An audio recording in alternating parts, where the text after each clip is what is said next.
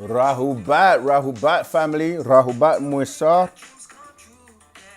You know, we're live, the best day of the week, where you tune in with us, OSM Vision, where we deal with our souls. Ask us anything.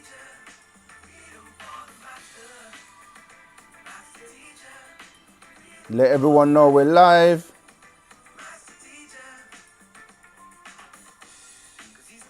Of the hour. Kidnapped him for building town.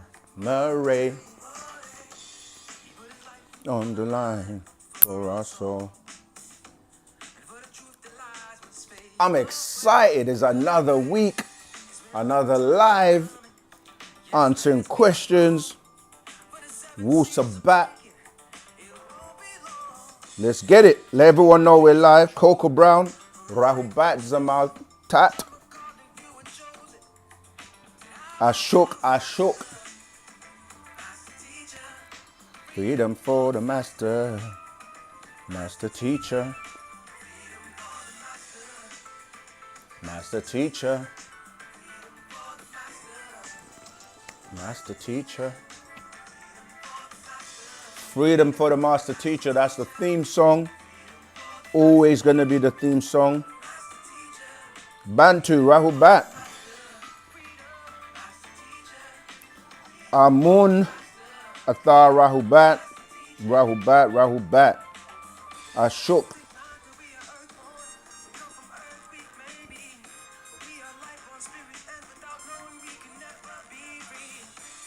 Let everyone know, share the links. Let them know we're live. We're live. YouTube, OSM Vision. The only place where you get your questions answered live.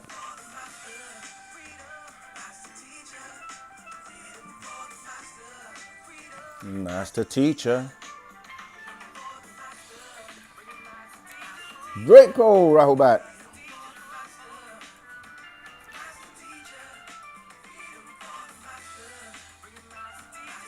We're going to get to the questions. You know, we're just waiting for more people to join. Be patient.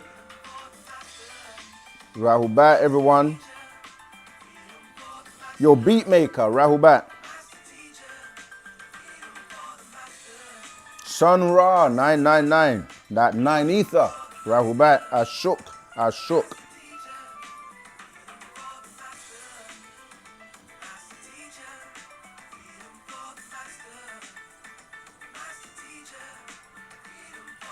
George Beaton, Rahubat from Florida. Yeah, let us know where you're all joining in from.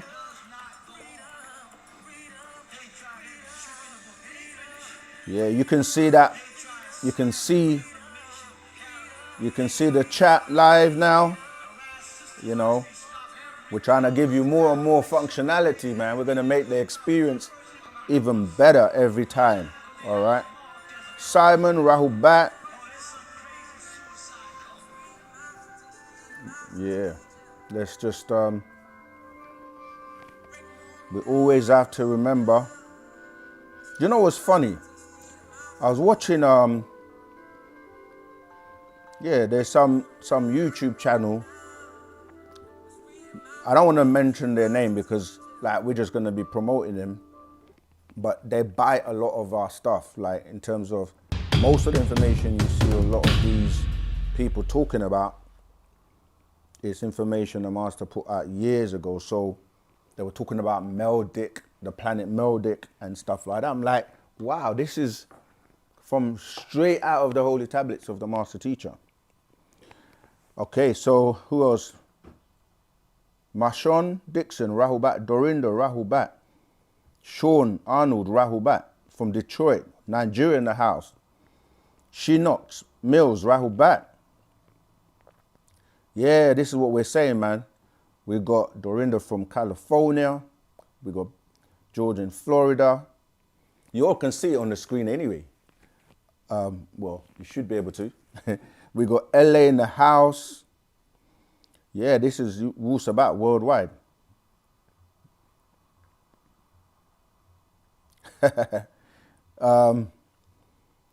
Life is a blessing. Greetings all, Rahubat. That Rahubat, Rahubat. Chicago in the house. Hey, Cedar York, Rahubat. Listen, man, it's beautiful. Cedar York just became a member. Oh, a new member in the house. Yes. Yeah, Cedar York, that's you. Welcome, welcome to the family. Yeah, look out for the video. We're going to post a video on how when you join the Telegram group, how it helps you to, to digest a lot of the information that we've already posted, a lot of the questions that have already been posted and answered by the student teachers. Yeah, man, we're living in what we refer to as a great and dreadful day of the Lord, right? For Bible people, it means it's great for some and dreadful for others, because there's a reckoning. There's a reckoning of the old ways and the new way, okay? The new way being what people have been waiting for and looking forward to, as in having, a world that is dealing with love, peace, harmony, and the old world that's dealing with, distortion, lies, divisions, fighting, all of that chaos. That world is fading away. So yeah, it's a great day for those of us who are awake, raising our vibration, tuning into Wu-Sabat, helping to do our part in making sure we have the master teacher, Partner Bab Yanun, Dr. Malachi Z.K. York with us home soon. Everyone's got a part to play. And let's get him home. Let's get him home as soon as. Okay. We need the real people, I've got a project I'm working on called the 100 Project. So for those who want to, really help, get involved, I'm going to share the link in the chat so that you can get involved and help. It's not just about, there's different levels, right? So there are different levels where, you come into Wu-Sabat, the awareness, you get to know Partner Bab Yanun, get to know Wu-Sabat, and then that's one level. There's another level where you start to read the scrolls, start to digest the outformation into information, and then don't stop at each level. Don't just become a reader. The next part is to take that which you're reading and put it into action. Even if you read one book and put that into action, you might read the breath book and you start to implement how to breathe properly. You read and you start to share what you know with others. So there's the next level of putting the information in the books into action. Don't just become like stagnant in terms of, okay, you're aware of it and you think, okay, now I know the truth. That's great. I knew there was another way. Or don't be like, okay, now I just watch YouTube videos and that's it. I don't read. Then don't be just like, I'm just reading. I become a reader, just reading the scrolls. Then when you move from reading to actually putting into action, the next step is, okay, work with the family, get involved with the community, participate in things. Then you can come up with, okay, my skills, what do I bring to the table? How can I help to make this great work move even quicker? That's where we all come together in terms of, the priority, doing what we need to do to free the master teacher. So, and then I know we say it every week because it is the most important thing, to be honest, as well as, studying, learning, improving ourselves and sharing Wu-Sabat. So let me post the, so in the chat I've just posted the link for the project I'm working on. And then we have, who else have we got joining? We've got Robbie Rahubat, Vern, Sun Rahubat, Jason Mason Rahubat, St. Louis in the house. That's great, Vern. Keisha, greetings, Rahubat. Keisha, we're supposed to. We're going to get to the question. Hopeful Hibiscus, Rahubat from Barbados. Barbados in the house. Yeah. 2 tears in the bucket. Rahubat. Yeah. Let me not get carried away. We're going to come to the questions. Yeah. Can everyone that's like it's on already, let everyone know, let one person know that we're on so that we can get as many people here as possible. But all right, let's get straight to the questions. Okay, Rahubat.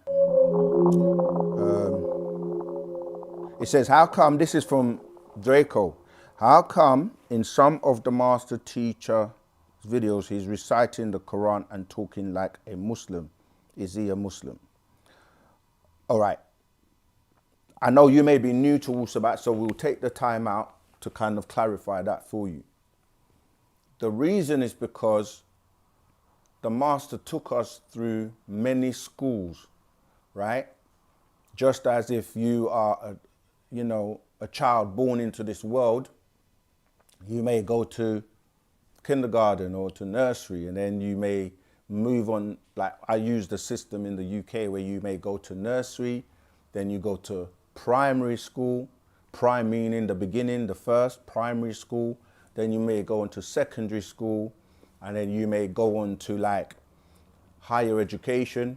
That could be university, what you all call college in the US, and you're being raised in degrees of learning, you see. So religion is what most people are taught when they start to have questions relating to who they are, where do they come from, how did they get here, where they're going, who created everything, and so on and so on. So most likely your parents, who themselves were taught that there was a being, depending on what family you're born into and what background that family in terms of their religious mindset is, they will tell you about the Bible, about God, or about the Quran, about Allah.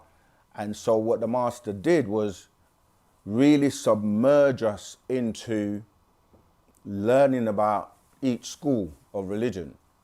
And he literally walked us backwards from the youngest religion being Islam, and expressing that if you're going to study something, you need to study it thoroughly. So we learned, the Quran. We lived as a Muslim would live, but in the best of the example, according to the Quran and not according to opinions and hadiths that of men, right? So, yeah, so basically, he walked us through the school of Islam, which is only 1400 years old. Then we went into going backwards into the lives and times of Jesus, dealing with the New Testament and who they say he is and all of that. We studied everything and dissected everything to do with the life and times of Jesus, what they call the New Testament. Then we went backwards to the Torah, or the 5 books of Moses, as some people refer to it, and we studied everything to do with the Old Testament. Then we went into the origins of where those books come from. So we went into the Sumerian text. We studied all of the Anunnaki stories and information. And then we also went backwards into ancient Egypt and studied that, including not just the dynastic periods, but going backwards to where the original people that inhabited what people are calling Egypt. Then we went even backwards to, okay, where did the first people on the planet reside and where did they come from? So we ended up in what people call Africa. And remember, because Egypt is just one part of Africa, so we then studied the lives and times of the oldest people on the planet, dealing with our ancestors. And then we tied every civilization to where they came from. And the oldest being our ancestors took us back into the stars, to Orion, the Orion constellation, the Sirius star constellations, and beyond. So then after the planet, we go to different planets, different galaxies, different universes, etc., etc. So to answer your question, in order for someone to be able to relate to everyone on the planet, regardless of their background, we had to study Islam, because there are many people that are still, you know, stuck in the Islamic religion and the school of Mohammedism. And it's the same when we deal with Christians. We need to understand and be able to meet people where they're at. So we had to study the Bible in whatever flavor or form it is. And that's the way he taught us until we got to a point where we graduated. Like I was saying, when you're in school, you graduate and then you move on to higher levels of education. And the higher level is taking us back to who we really are as supreme beings, the original people on the planet, and the gods and goddesses of the universe. And now we are teaching that information that will liberate your mind from these, what we call the lower mysteries of religions that bind and divide people and hold you down to the confines of one book, and you have to do as we say, and if you don't do what the book says, then you're not part of us and all that kind of stuff. So I hope that's answered that question for you, but as usual, you can always probe further. Hey, D. Shelton Rahubat, remember to share this video. Share it, man, to everyone that you know. Share it on your WhatsApp, your Facebook, your Twitter, your LinkedIn, Telegram, whatever social media you have. All right, so that's for you, Draco. That's why the master teacher, and he recites the Quran in the best of Arabic, because he's a linguist and he spoke the Arabic fluently. And he was obviously, as a Muslim, you dress and read the way you're supposed to according to the book. But we then graduated from that. So you will see him in other videos speaking Hebrew, you know, and breaking other things down. Have you pressed the like button yet? This is so important, because you liking, sharing, subscribing really does help the algorithm to spread Wu-Sabat to the world. So you can do something as simple as that. That help us, you know. We can see how many people watch us, but a lot of you are not sharing, and you can do that by helping us, yeah? So like the video and share it. Okay, let's move on to the next question. Right, where are we? Do you know what it is like on our home planet where we're from? Is it still there in space? Again, with Wu-Sabat, we're very careful when we say our and we, because we don't really, we need to know who we're talking about. But in terms of people on the planet, people are from different origins. This is why it's important within Wu-Sabat that even though you may look a certain way, you may be from a totally different place. So the master has taught us that, you know, some people will return back to where they're from. This could be from Mars, for example. It could be from another planet. Not everyone is going to go to Risk, or not everyone is from Risk, you see. So when you say our home planet, if you're saying ours as the Natharu, or the children of the Riskian, then that would be the planet Risk. And books like Risk and Ilion, books like The Man from Planet Risk, many books and recordings that the master has put out explain, even the calendar. We have a calendar that explains about Risk. And Risk, remember, Risk was a particular way before, and the way it's now and the way it will be in the future are completely different things. So Risk has 3 continents: Zarantu, Donoria, and Cosmusta. And different beings reside on the different continents, much like here. You have people that reside in the African continent, you know, you have people in the Americas, and you have people in Europe. And not everyone is allowed to be in all continents, and it all depends on the being. Yeah, Ashok Dorinda, much divine love to you. Yeah, so we only know what it's like to be on that planet if we're fortunate to be able to travel there outside of our skin suit, or we obviously get information from the master teacher being from there that he relays to us. Okay. Once again, welcome to Cedar, York, our newest member. The master teacher influenced my move to Florida. Okay. Amunata. Rahubat, Jason. When you said, did the Aborigines have any colorful eyes? I got green eyes. The traits that people have, and the reason why you have green eyes or whatever is down to the genetics and the mixing and who you're mixed with. So again, not everyone. I'm trying to find the scroll, actual fact, called 18 plus 1, 18 plus 1, 37 equals 37 genes of the mitochondrial DNA, which actually goes into, I think this is it here. Yeah, it goes into, there you go, the DNA and the mixtures, right? So this scroll, all right, let me see if I can find a page where I can share with you.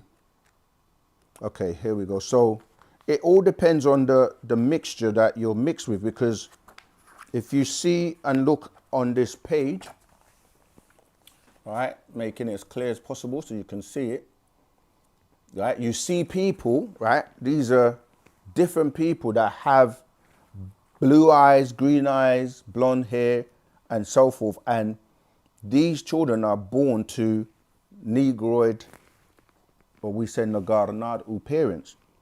So it says the genes, from reading from page 43, verse 103, the genes responsible for a transformation to shapeshift of complexion is from inside outward and bred into this aggressive, angry, killer progeny. A progeny whose coloring would be different from the original dark-skinned, woolly-haired, typical of original hominids living in tropical Afafre Ka'a, Africa. Right, goes on to 104.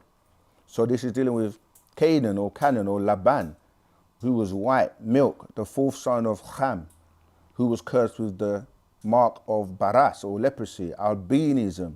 He had 11 sons, which you can find in Genesis 10, verses 15 to 19.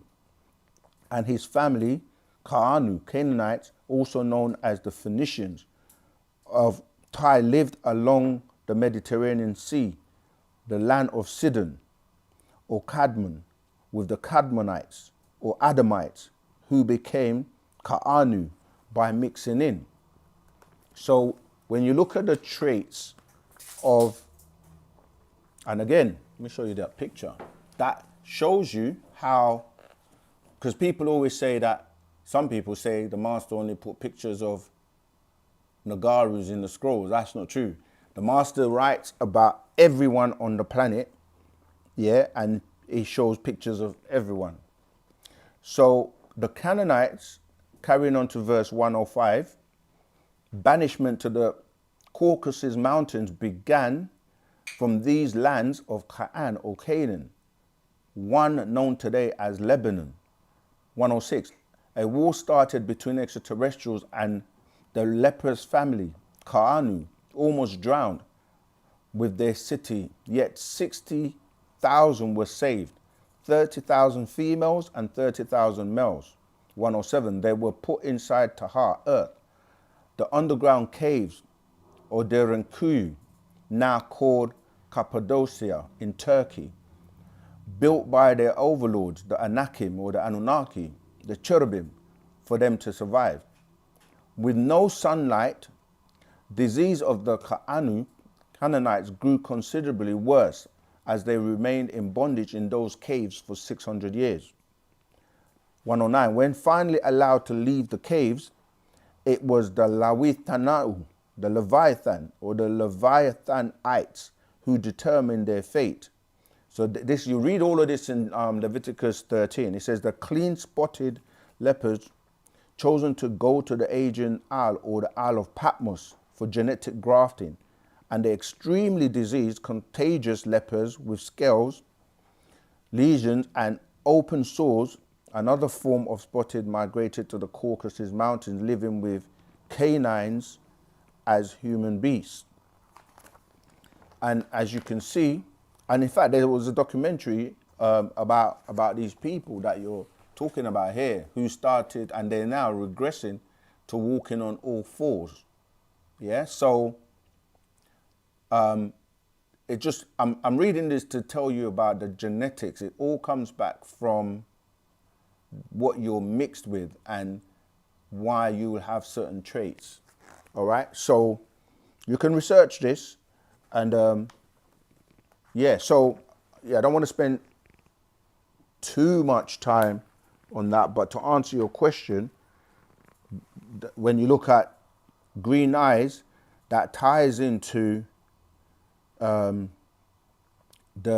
genetic alterations based on the mixtures with beings that have these traits. All right, remember, you can ring in live as well, but I think I'm going to try and focus a lot on the questions in the chat, because sometimes the calls means we don't get to answer a lot of the chat question, but then you can call in as well. Okay, so the next question: freedom, our state of mind, our master teacher, is within the consciousness. That is true. However, when we talk about the freedom, we're talking about the body, the physical body of Malachi. And yes, we know the being Yanun, Ningish Zida, those beings they're not confined. However, we're talking about the actual physical body. All right, let's keep going. Okay, we cover that. So in fact, when you're saying Aborigines, you're actually saying Ab is aboriginal. So it's dealing with the Denisovan and the Homo florensis, because now you can break down the root races into the different DNA classifications that make people up. All right.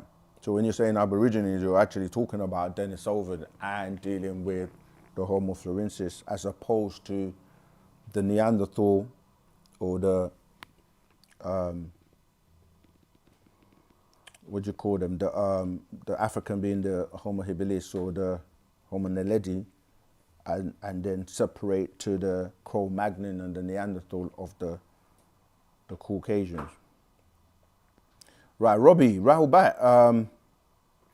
I have been working on a few tunes for OSM Vision, and I wonder if you would be interested in hearing them sometime. Absolutely, yeah. If you're not, are you in a Telegram group? Join the Telegram group, and then we can, or even just we've got an email address. Send us anything. We can look at it and listen to it, and then get back to you. St. Lucia, welcome. New Bedford, Wabat. Okay, what's supposed to happen in 2025? We are in 2025. A lot is happening. It's not what's supposed to happen, it's happening, because you get up every day and you can see what's going on. And, many things are happening. So it's a build up, So when you say what's supposed to happen in 2025, you can just look at what's going on in the world. Wars are going on, which can escalate. You're seeing the growth of AI. You're seeing the growth of robots. You're seeing the unrest, between the different things that are going on the planet by different nations. You're seeing, civil liberties becoming pretty much a thing of the past with every day. It's a bit broad, like what's happening in 2025. There's a lot of things happening. We have we post a lot of updates in the chat. Do you have a family tree of all the human races on Earth, starting from what ET touched up, which beings from Earth to start each? Yes, we do. Don't you guys find it amazing that every question you ask us, there is a book? Let me grab a book to show you that, if I can see it. I had it somewhere. Here you go. We have many books, but this is just one that we have that I can think of. This is called the Proverbs of Yanun. All right. In the Proverbs of Yanun, can you see it? Cool. All right. So in the Proverbs of Yanun, when you turn and start to read it, there's so much information. I'm trying to find the page. There you go. On page 27, you might have to definitely zoom into this, right? But on page 27, it's got that diagram you're requesting and asking for. Yeah? Can you see? Sorry, my book's falling apart, so I'm trying to make sure can you see it? That's what happens when you study, man. You really get into the book. Okay, so what it's showing you, you can see from, and this is no coincidence why there's a lot of talk about Antarctica now, because it shows you our landing site where we set up Nuwapia, in the area known as Antarctica, where the Egg Island is, right? And then from that, you can see the migration evolving from the Indian Ocean, where the humanoid seed was planted. Remember, we keep talking about how our ancestors seeded the planet by ways of putting their seed in the dolphins, which germinated the water, and then we came onto land from the Indian Ocean, and then worked our way through to what people call the Kalahari Desert, dealing with like the sand people, the Okavango swamps, right? Where you see in South Africa, where you deal with the first people, the sand people, or the Nubons, right? The Nubons, and this is where you get the word Nubian deriving from the Nubons. And then when you look at every race on the planet, their traits come from these sand people, then into what people call Central Africa, and then you started to get different kind of like people migration into, or separating into different kind of like streams, and so you start to deal with the beings from the Orionians, or the Orion, right? Going into the Dongala, became the Dongalawa in, what you call ancient Egypt. And then you go in the other direction where you see the Wahhabi dealing with Niger, the Syrians, the Malians, going into like Senegalese, and then to America, Atlanteans, which became Atlantis, and the Sahara. But if you carry on from the Dongalawa going into what you call Egypt, where the Natharu were, then a branch of that went to Arabia. And then you had from the Indian or India going into Tamil. Yeah, so you got those beings in, what people call India, Karma people. And the Tamil also went into Australia, New Zealand, South India, right? So it's interesting because when you start to study most of the races, there's always the natives or the oldest one. And the Tamil is dealing, or Nadu, right? That's dealing with the original ones. Then as you go up, you go in, now you start to see that the Anunnaki, they landed and settled in Mesopotamia, which people know as Iraq today. And that's where they set up. You had the Andromedans that were in Asia and then going into parts of America, Central Asia, and that moves up, and then you get from, you can see that Caucasus Asian becoming, or we say, when you say Caucasian, you're saying Caucasus and Asian, and that Asian is that became the mix that gave you the South Europeans, all right? And then then you have the Draconians that tie into those Celtic, you know, you have Celtic with a C, Celtic with a K, and Celtic with a S. That ties into these Draconians. And then from those Celtics, you branch off into what you're calling Rome, Greek, and then to British, Spaniard, Portugal, and those another branch of the Celtics. They go into the Aldebaran in German. Germany was in contact with beings from Aldebaran, you know, and again, that branch goes off into what you call Polish, Scottish, Irish.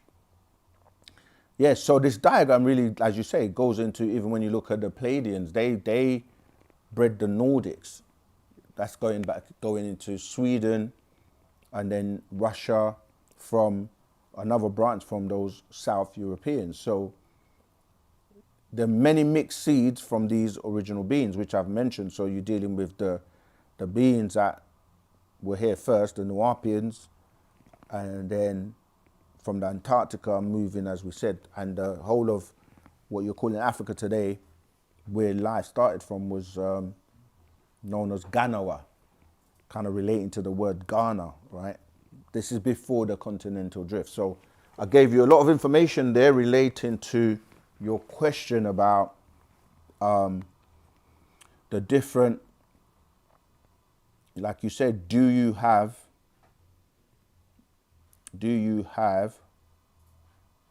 sorry, going back, trying to find the question. Yeah, here you go.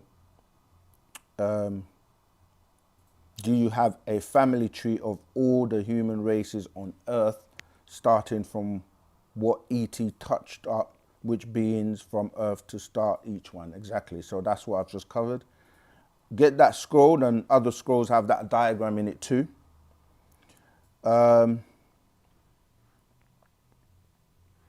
Yeah, when you say Sekhmet energy, this is from Amun Atar. Sekhmet energy is it upon us with these mass solar flares. Yes, because it's the female. That's why when we say, because in Latin religion, they try and tell you that the females represent the moon and all that, because it ties into their menstrual cycle. And then they would say the sun is male, but really, when you're dealing with the sun, it's actually the feminine energy, and it deals with the time period we're in.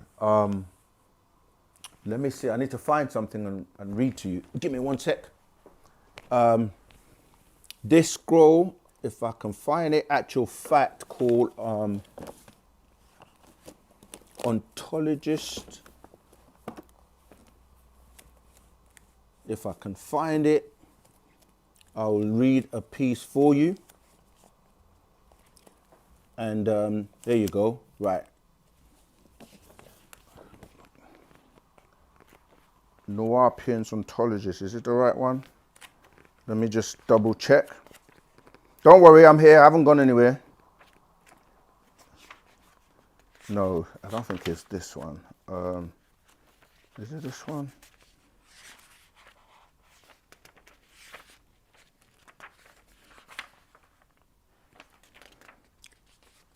I want to make sure I give you the, yeah, Ontologist of Time does go into it, but it's not this one I'm looking for. Let's see. This is why it's in important. the Upanishads, even amongst the people of sin, the Hindus, they even spoke about their beings, the Nephilims, the wicked ones that came through. Came through where? Came through where? Everybody's You know, looking we're up. trying to look at the functionality of our new experience for you. But yeah, I was looking for the procession change 2012 AD, right? That's another actual fact that talks about what you're asking, actual fact number 14. And in this, if we look at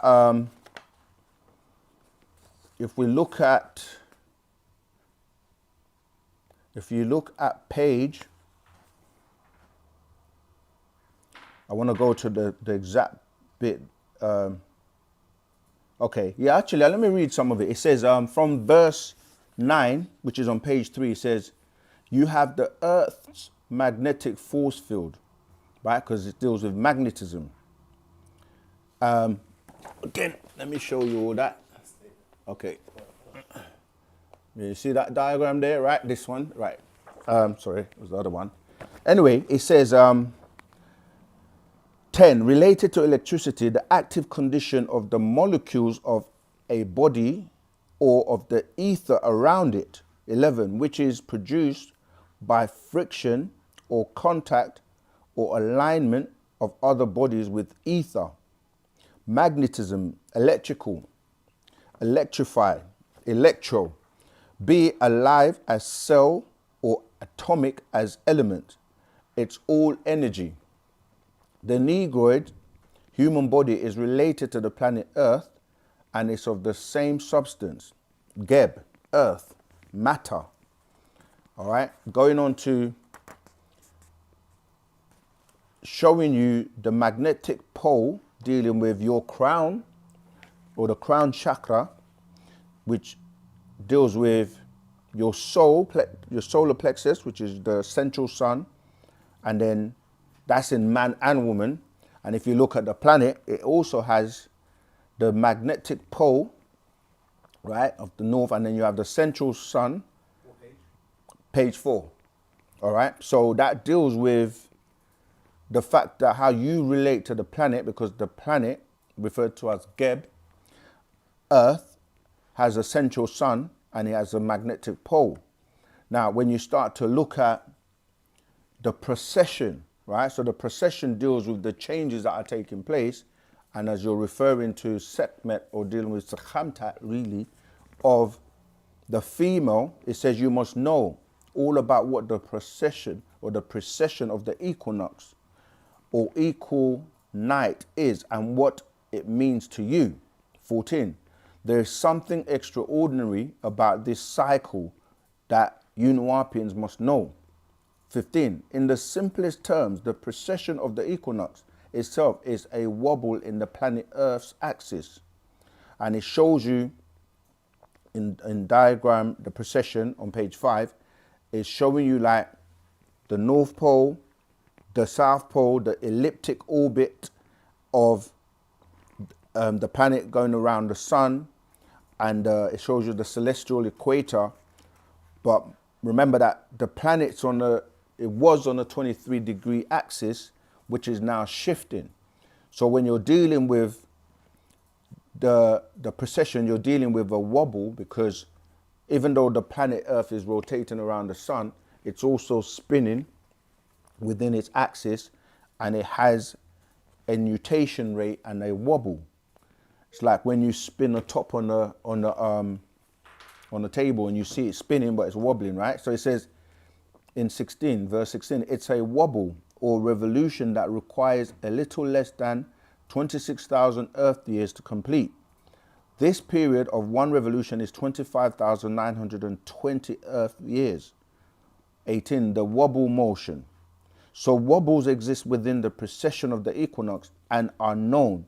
It is the primary precession of the equinox we're now concerned with in this one. So the planet Earth is Geb, a male. The moon, is female. And the sun, this is what the point I was making, the sun, Ray, is unisex. So both males and female as are the stars, Najumat. Each star is a sun, and the moon is in fact a planet. So I need to show you this diagram.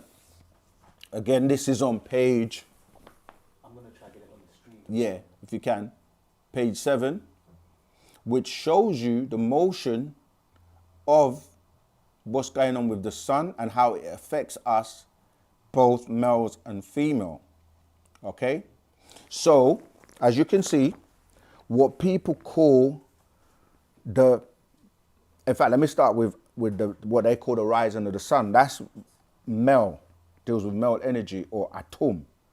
And then it moves to what people call the center or the zenith, where you're referring to that in ancient Egypt as atun. That's female energy. And then you go to amun, that's male energy, and then anun is female energy. So what's happening now is that the wobble of the planet Earth, Partanun's axis slowly turns in a circle. It eventually points to and passes through all 12 of the heavenly constellations of Dendera. It's one after another every 2 hours. So when you look at what people call the horoscope, which is taken from the Dendera, is showing you that you have the different constellations where every 2 hours it is pointing to. So this means that the precession of the equinox points to or enters a new constellation every 2,106 years, or around 3,000 Earth years. In other words, there are 12 divisions in the precession of the equinox, each division representing a different constellation and a considerably different type of energy, right?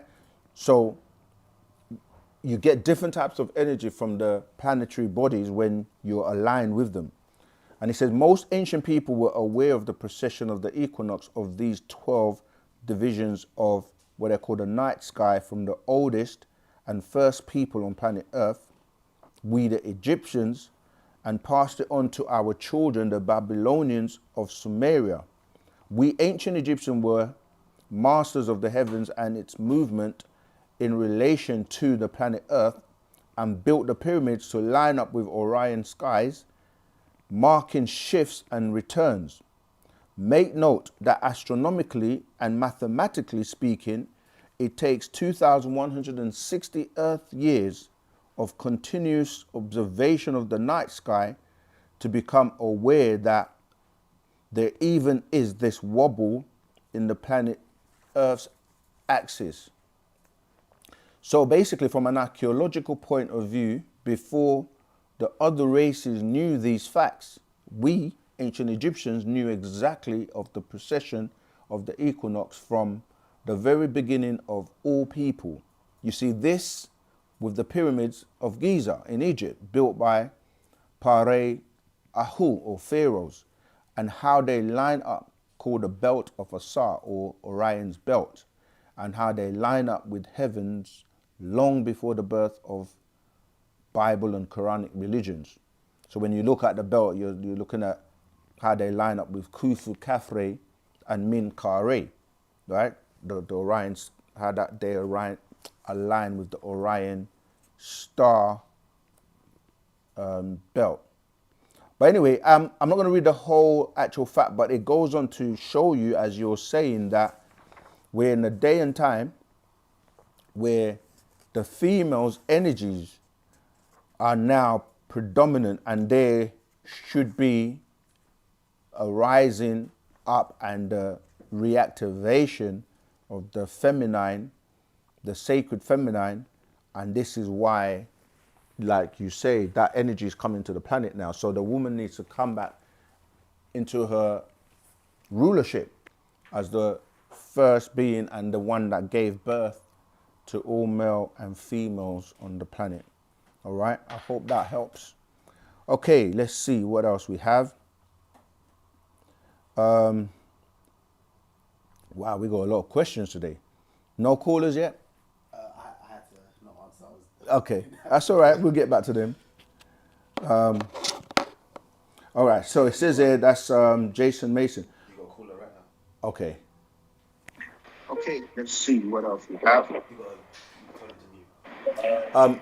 Caller, can you Hello? can you mute because we can hear the feedback? Yes, Rahu back. Hi, yes. I'm new to this channel. This is my first time calling. Okay, My name is welcome. Nabila from Florida.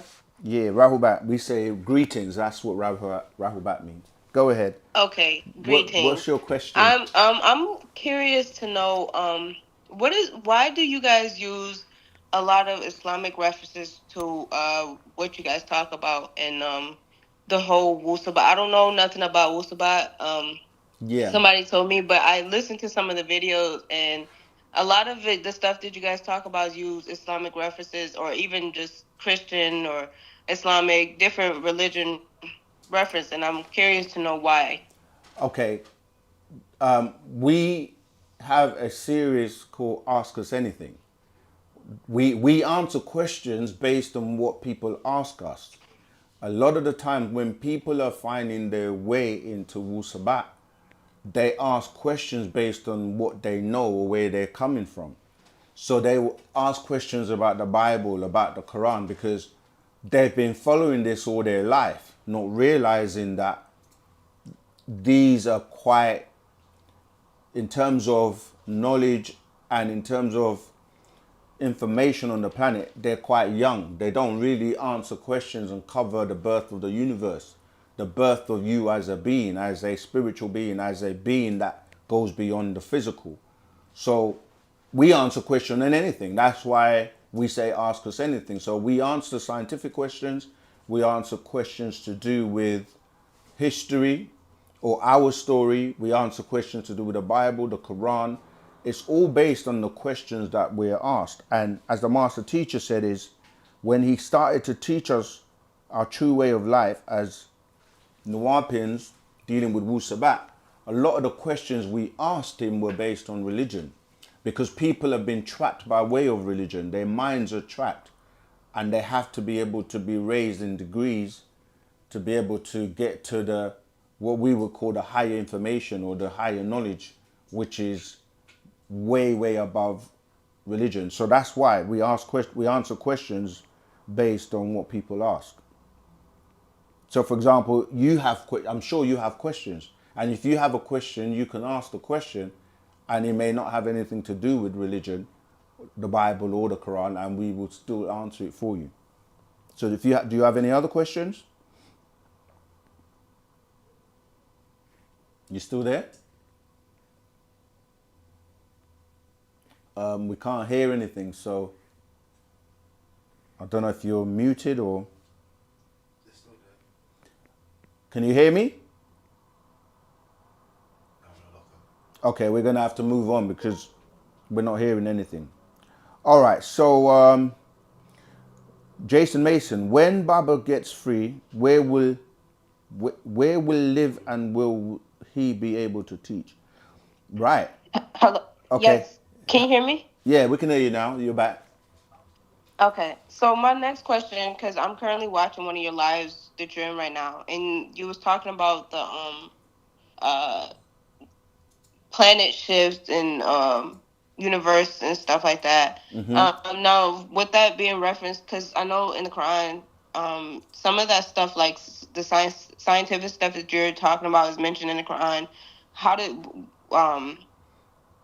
basically my question is, where is the reference that you're getting this from? Like, where's all of this other scientific stuff is being talked about was coming from? Okay, so what I'm explaining is that the ancient Egyptians, who are our ancestors, had knowledge of these things way before anybody else, way before your Bible and your Quran. Like I explained before, the Bible and the Quran are quite young. Islam and the Quran is like 1400 years old. And pretty much everything you find in the Quran is in books that predate it. It's on the walls of Egypt in terms of pretty much everything that you can find in the Quran, because these books are plagiarized from the older texts. So when you say where is it coming from, it's coming from the records that we have that, like we say, are in ancient, what people call Egypt and beyond, to the stars, where the beings that came down here and gave this information as recorded in ancient Egypt is coming from them. And as I said, the Bible, the Quran, these are Anunnaki stories where they were derived from in Mesopotamia. So it depends on what aspect or what exactly you're asking, because like I just read from one of our actual facts known as the Precession Change 2012, is explaining how we as ontologists and beings that existed for millions of years, we marked the stars and we mapped everything, so we knew when things were going to happen way before, you know, the Arabs and the Europeans came on the scene. Does that help? I think we keep losing you because we can't hear you. Sister, are you still there? All right, I'm going to move on until you come back.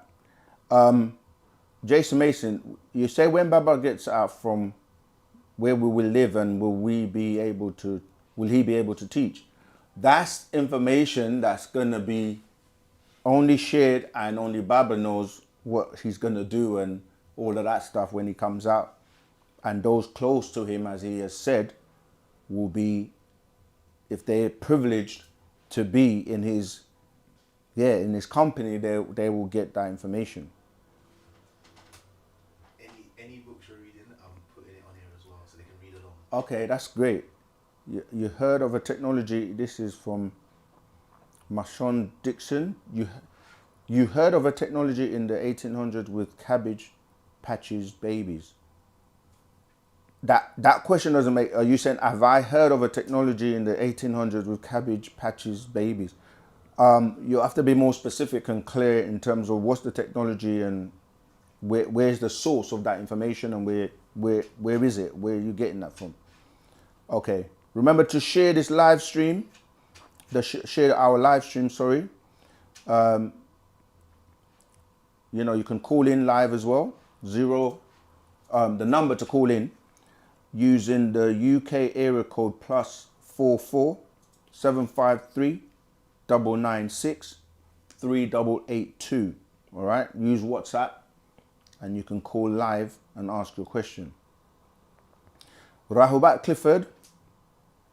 Clifford Watson, Rahubat. Virgin Island, Rahubat. Ashok. Thanks for the answer. Okay, nice one. Wu-Sabat leads the way, truth and facts. What do you want to do? Someone said you skipped their question, but I know it's because of the chat, the way it's set. Okay. It's set to Well, yeah, we're going to adjust that so that we don't miss any question. Do you know who it was? Yeah. Let me see. It was life is a blessing. So can you skip my question? I asked, since women were before men, how did they reproduce? Were they hermaphrodites? But you Yeah. have to say it again. Yeah. Let me see if I can find it.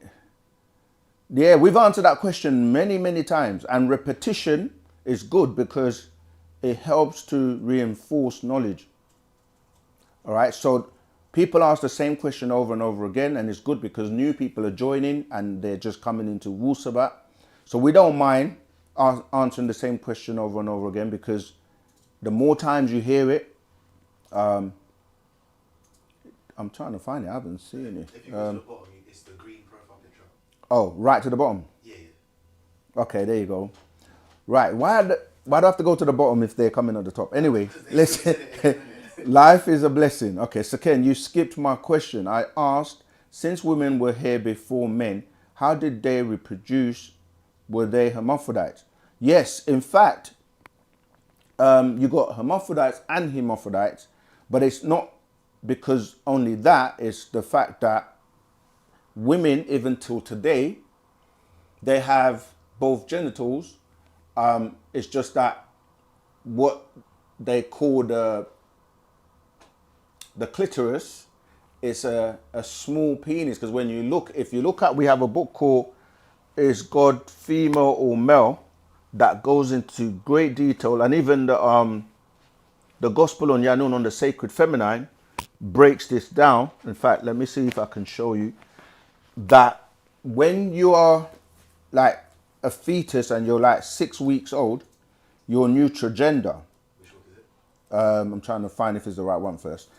Here you go. This is Actual Fact, series number 23, The Gospel of Yanun on the Sacred Feminine, that scroll.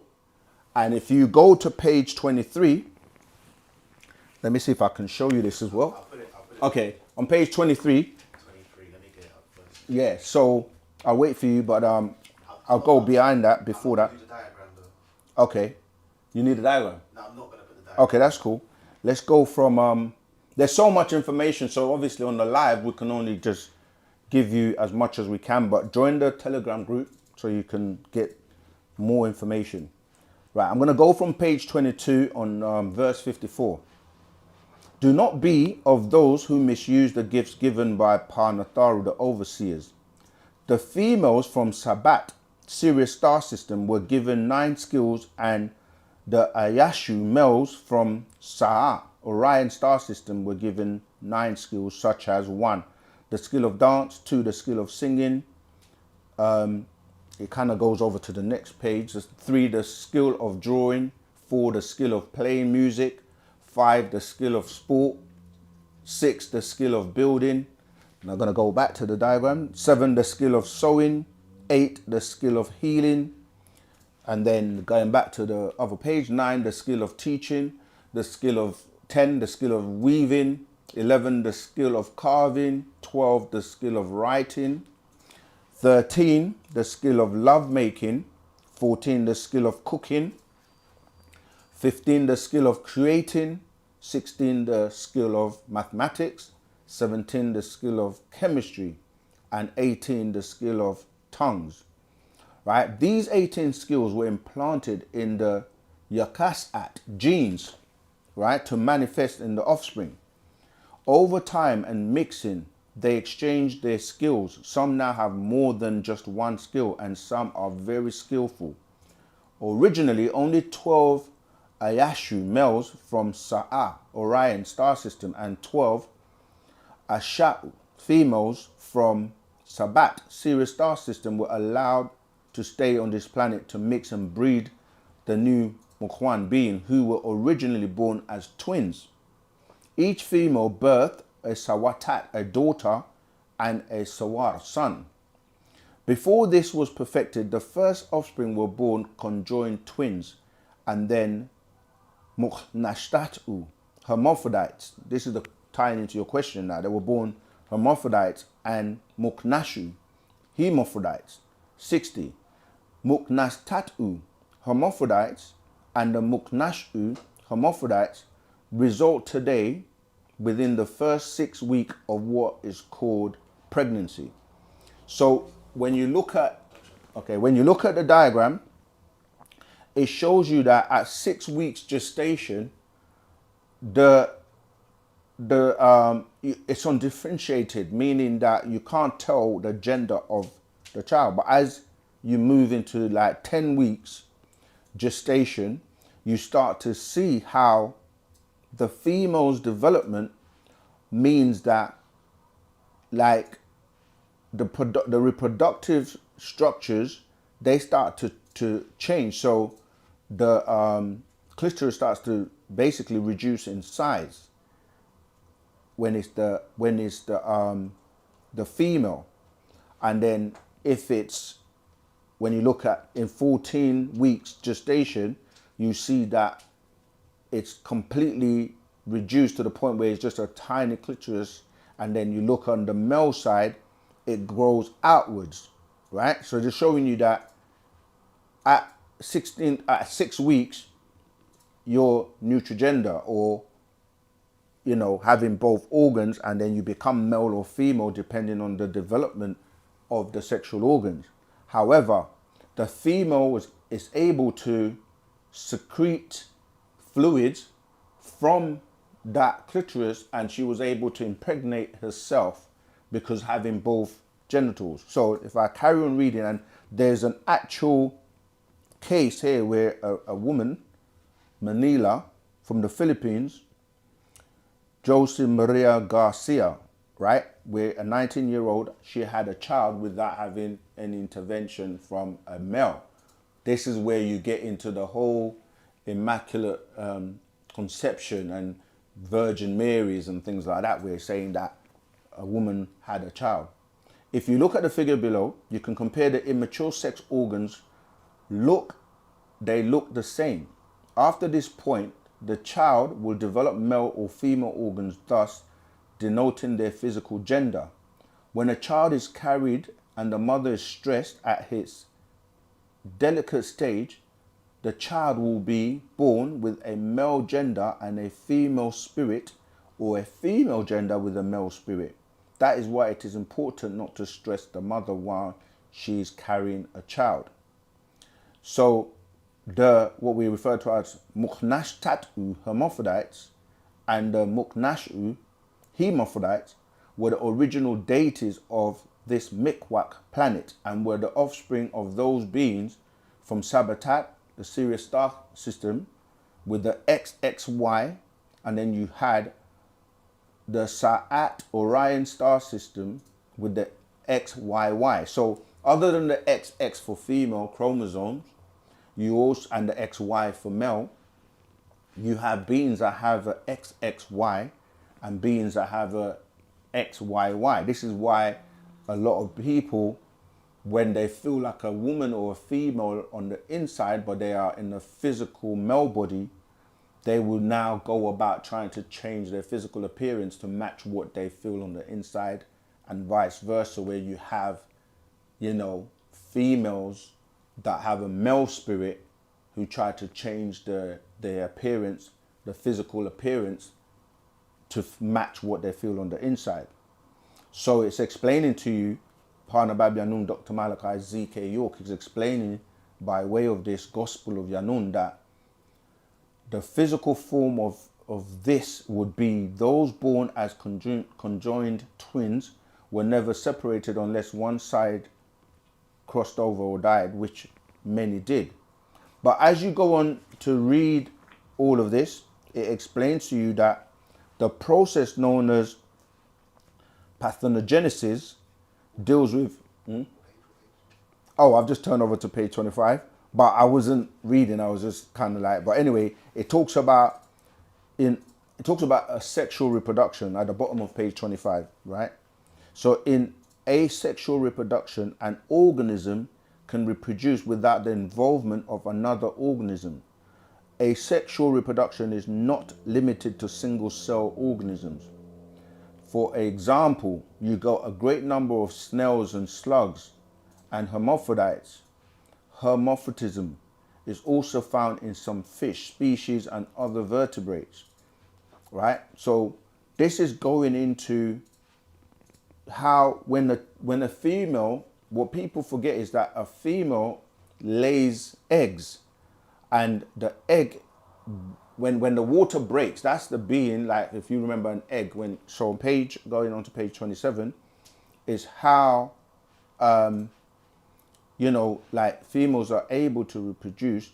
Research things like asexual reproduction, parthenogenesis, look at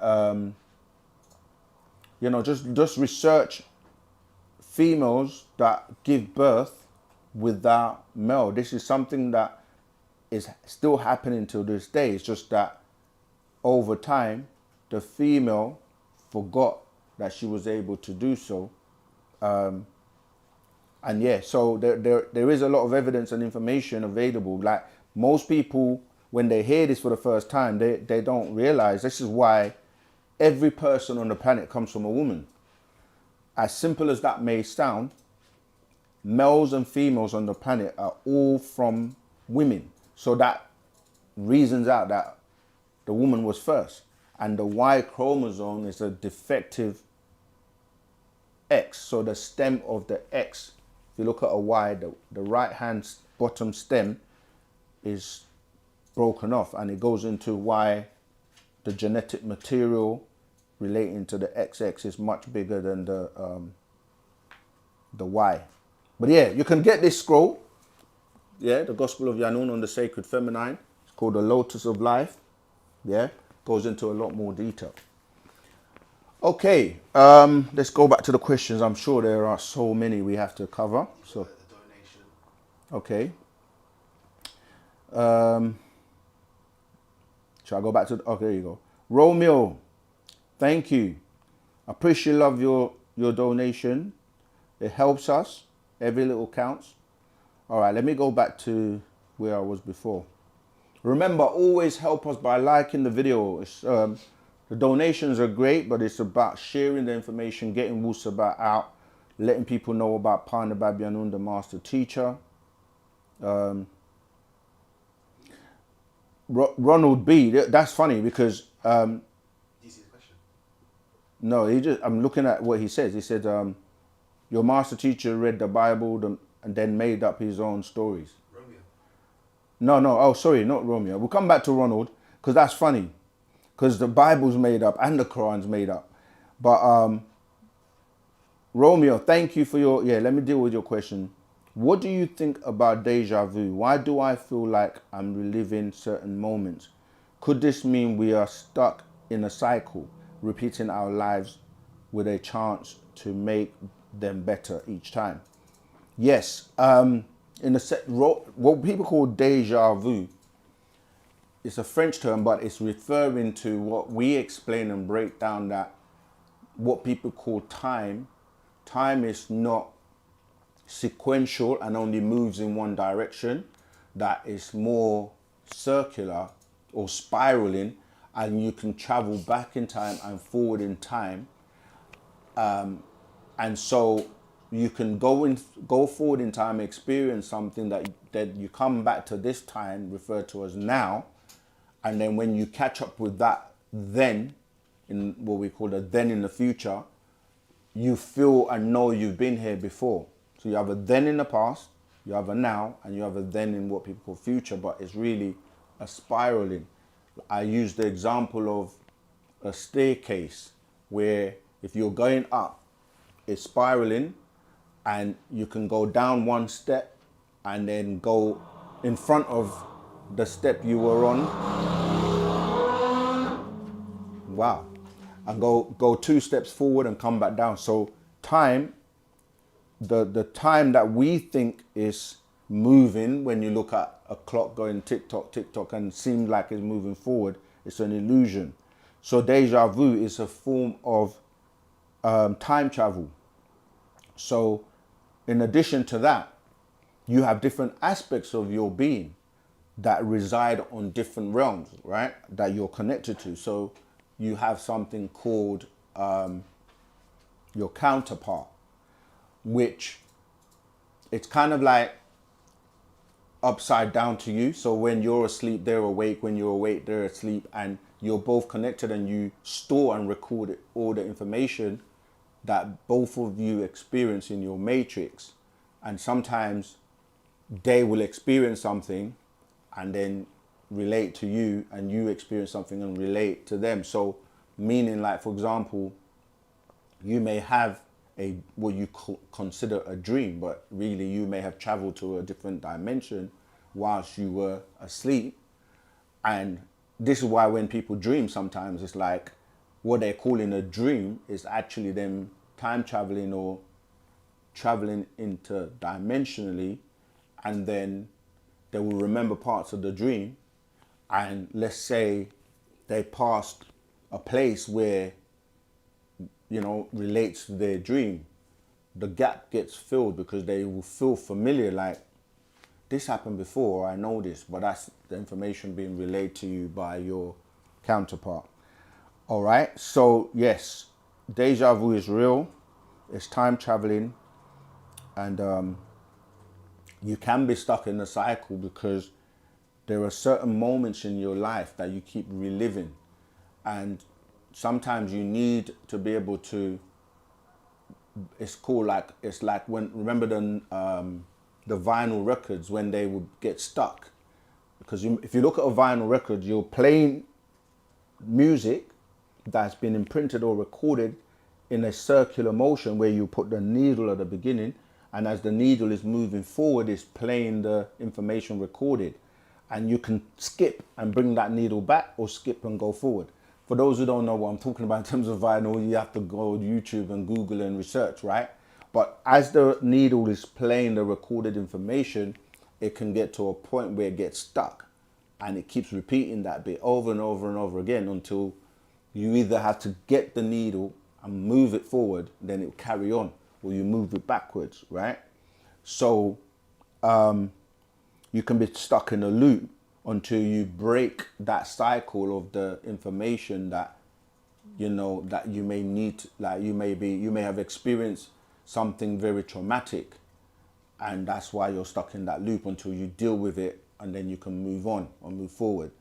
It's the same with ghosts and beings that people see, like, let's say in a haunted house where people see that same ghost at certain times over a period of time, like every 12 years, because that person or that being may have encountered a very traumatic experience when they were crossing over, and that has stamped that in time and space until, you know, that gets resolved and they're able to move on. Right, let's address the question by the person I've forgotten their name. Let's see. Yeah, the person that said that the master teacher, yeah, there you go, Ronald B. Your master teacher read the Bible, then made up his own stories that aren't true. Why is it that you can't prove anything he says wrong then? Why hasn't anybody else on the planet written and made up their own scriptures, translated all the scriptures, whether it's the New Testament, Old Testament, Quran, ancient Egyptian Book of the Dead, look, they're all here. The holy tablets, and has information way before it was confirmed and has now been confirmed. Until this day, nobody has done anything great as he has done, but yet you want to say that he made it up. Yet he provides proof and quotes and evidence to substantiate what he teaches. Whereas when we start to ask your Bible and Quran and religious people questions from the Bible, they claim they cannot even answer those questions. It doesn't even make sense. We can take you through and walk you through the Bible from the cover, from its origin, all the way to what you call in Revelation. So it's a nice statement to make, but when we put it to the test, then how did he make it up? When we're reading books that he never even put together. We're reading the King James Version. So did King James make it up? We're reading your Yusuf Ali's or whatever other versions you have. So when you said he made it his own stories, but yet every story in the Bible, every book, we're able to explain and break down when none of your scholars can do so. So come on, man. Stop it. Don't mess with us, man. Haziah, where can we get a copy of the scrolls? Okay, OSM Vision has posted the link to the official United Sabians worldwide website. On that site, we also show you the different locations of bookstores and other temples and locations where it's nearer to you that you can also get the scrolls from. I would say again, not to spend too much time on Ronald, speak to the millions of people around the world that have been reading Dr. York's books and how it has changed their lives, etc., etc., all right? Sean, is it a good thing or bad thing that I never experienced seeing ghosts or can't highly remember my dreams? I mean, it's both. It can be a good and a bad thing because sometimes it depends, guys. Some people have what they're calling dreams, which are messages or something they need to deal with or take care of, or something that they need to eradicate in terms of purging junk information that's been stored that they need to really get rid of. And this can come from like watching horror movies, bad experiences, etc., etc. So sometimes dreaming is a way of helping you to get rid of, purge that information. And if you don't have anything that's troubling you or stressing you or that it's not on your mind, then it's a good thing because you're having a peaceful rest and sleep. So when you say ghost, not everybody's going to see ghosts because ghosts exist on different vibrational frequencies, and you have to be vibrating on that same frequency to resonate with it and to be able to manifest it. And that's also relating to what we call clairvoyance or clear vision. the ability to see into dimensions, different dimensions, because there are many dimensions all existing or coexisting at the same time. This is why you can be, you know, in many places at the same time, sharing the same space, even though in science they would teach you that you can't occupy the same space. You can if the different parts of you are vibrating on different frequencies, right? So yeah, and that's based on the nutational rate of each realm. So yeah, is it a good thing or bad thing that I never experienced seeing ghosts? I mean, some ghosts just torment you and like replace things over and over again. And you can't remember your dreams because sometimes it takes time to like develop the ability, because you should really be able to like remember your dreams. And we also encourage you that you should get a notepad and a note, you know, pen, and keep by the side of your bed so you can like, because sometimes when you wake up, when it's fresh, that's when you need to document it. And then when you have another dream and another dream, sometimes you can connect the dots as to what's going on in your life. But we don't interpret people's dreams because they're personal and for you only. Okay, are all spirit able to bind itself to AI robot? Yes, because when you say spirit, it's only religions that make people think of, you know, spirits and all these other entities like in the religious mindset, but it's really energy you're dealing with. So when you say a robot, it's still energy, it's still electrical energy, it's still and a being that can vibrate on that vibrational frequency. It's just like music as well. When you listen to music, you're not thinking that it's a being, but there are beings that are vibrating and can ride those waves of the music that you're playing. This is why people say they're possessed. You have walk-ins and beings that will take and enter your body because you're a porous body. It's like energy confused with energy. And so yes, that is very possible. The breath book is my favorite. I can't wait to get it. Yes, funnily, I just saw it a minute ago. Great book. And that's what's important. People that are actually, you know, putting things, letting it work in their life. People like the brother I was just saying, if you don't think Wu-Sabat, oh, here you go. If you don't think Wu-Sabat is for you, then why are you here anyway? Why are you on this channel? Go and read the Bible and the Quran. I'm not having a go at you. I'm just like, why waste your time here? Why not, you know, go to the mosque and do a few rak'ahs and or whatever. Like, okay, cool. So yeah, the breath book, because the breath is what keeps you alive. Because again, dealing with energy, you're extracting the sakem, or what people term the chi, from that air. That's the real source. So the breath book is a very good book because the breath is interpreted, or shall I say life, is the number of breaths that you have or that you take. And when you run out of breath, you know, that's it for you. And you move on or cross over. The breath? Yeah, actually, that's not a bad idea. Just tell me what pages and I'll put them on. Yeah, that's a great idea. Let me read a bit. Sometimes we try not to read because of the time, but sometimes it's also great to read, because the best thing I can say to anyone watching this stream, get any book from Pana Babyanun, Dr. Malachi Z, you can start reading.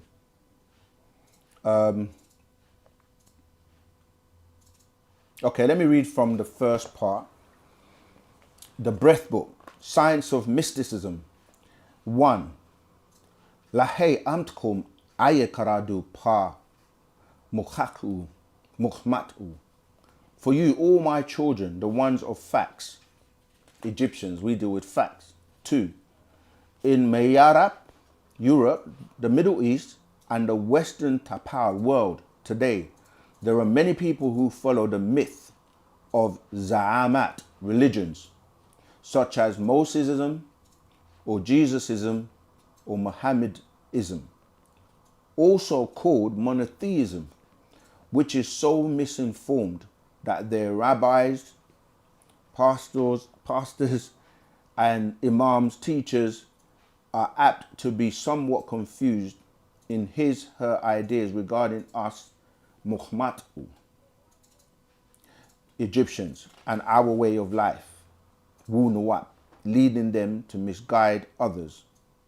And going on to verse 3 on page 2.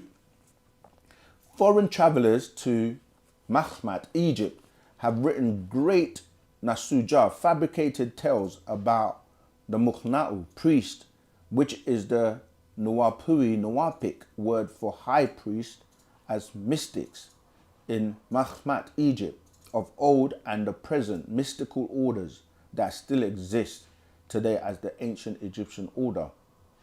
For the Torah of the Muhabaru, Hebrews, the Bible of the Muksasu, Christians, call it nefak, which they say is the Hebrew word for breath. 5. The Quran of the Muslims, Muslamu, call it nafakha, which they say in Arabic means to blow, breath. 6. As you can see, they took their words from the Muhammad Egyptian word ka'a, spirit, or nafuk, blow, breath. 7. The Mukshashuru, deceivers, do this to further their own purposes of establishing an existence for their unverified Hadhab'at cultures and Zama'at religion. 8. The Mukshashuru, deceivers, or Muhlalu, Luciferians, try to convince you by telling you that the mysticism, science and miracles of ancient Muqmatu, Egyptians, and modern technology that was used by our great seers of ancient Egypt were trickery, as their false prophets did in their own Za'amat religions.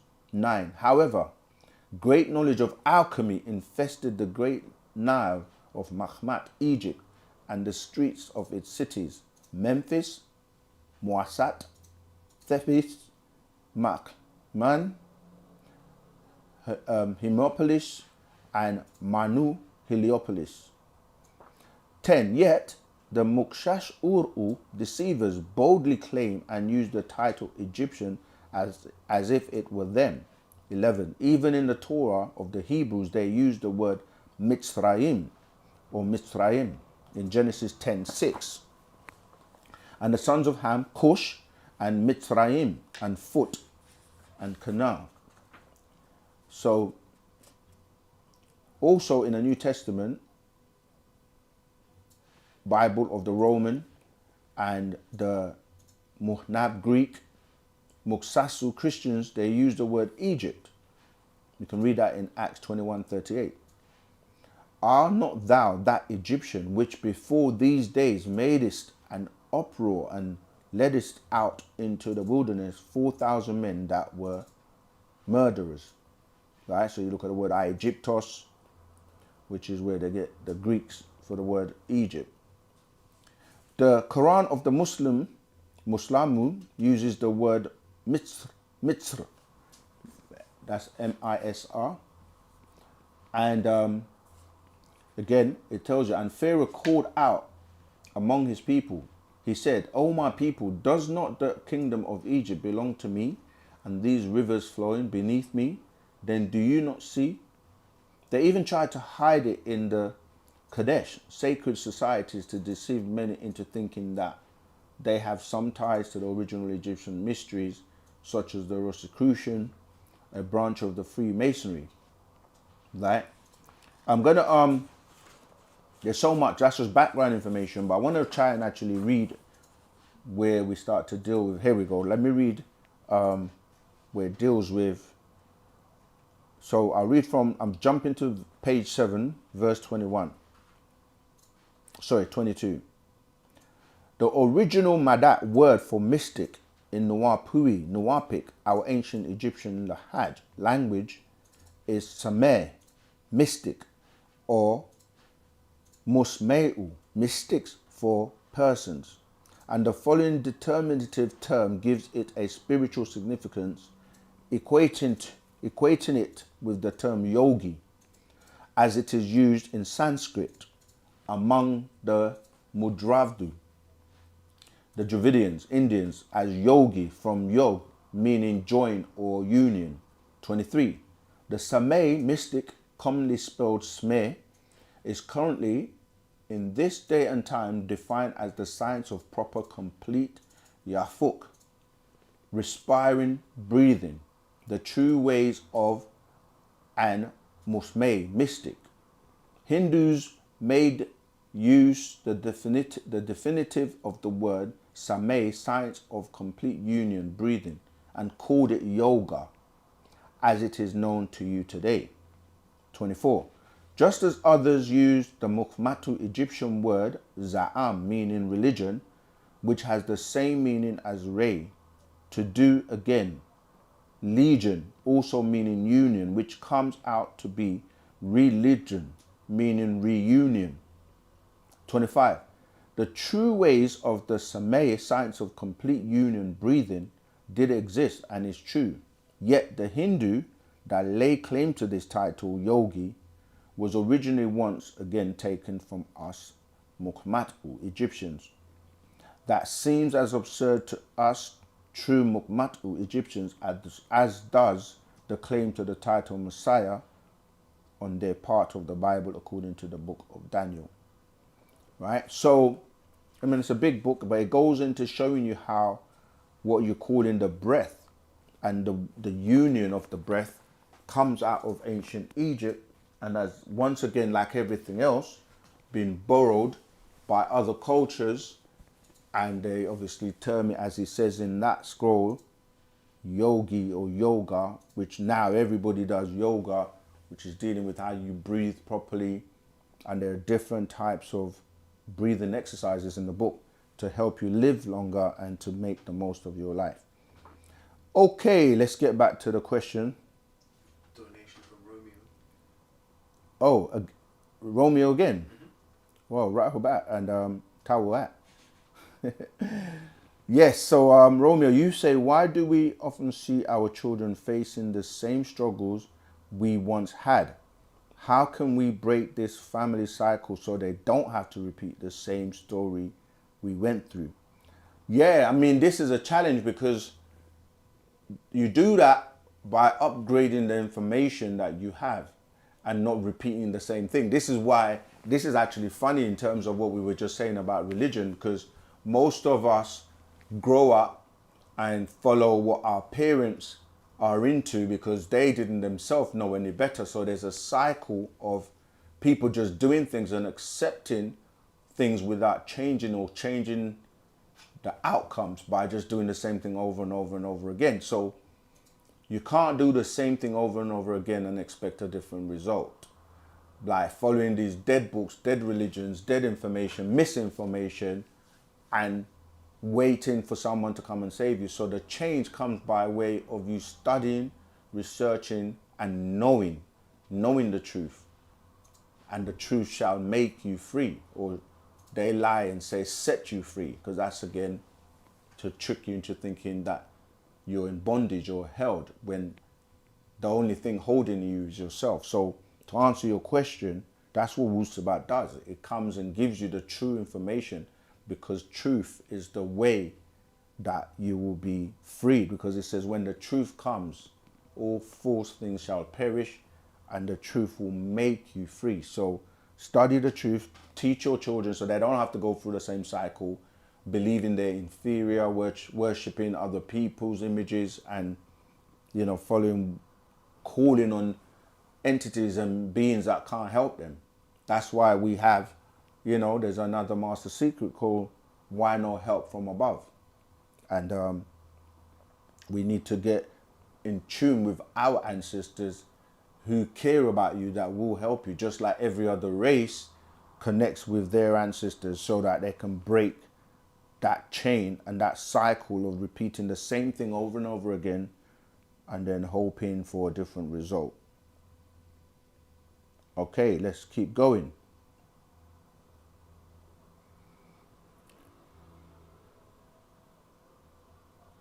Where was I? Let's go back. So much information. Okay. When the world gonna accept Allah as our Lord and stop these female divinities and idols? Listen,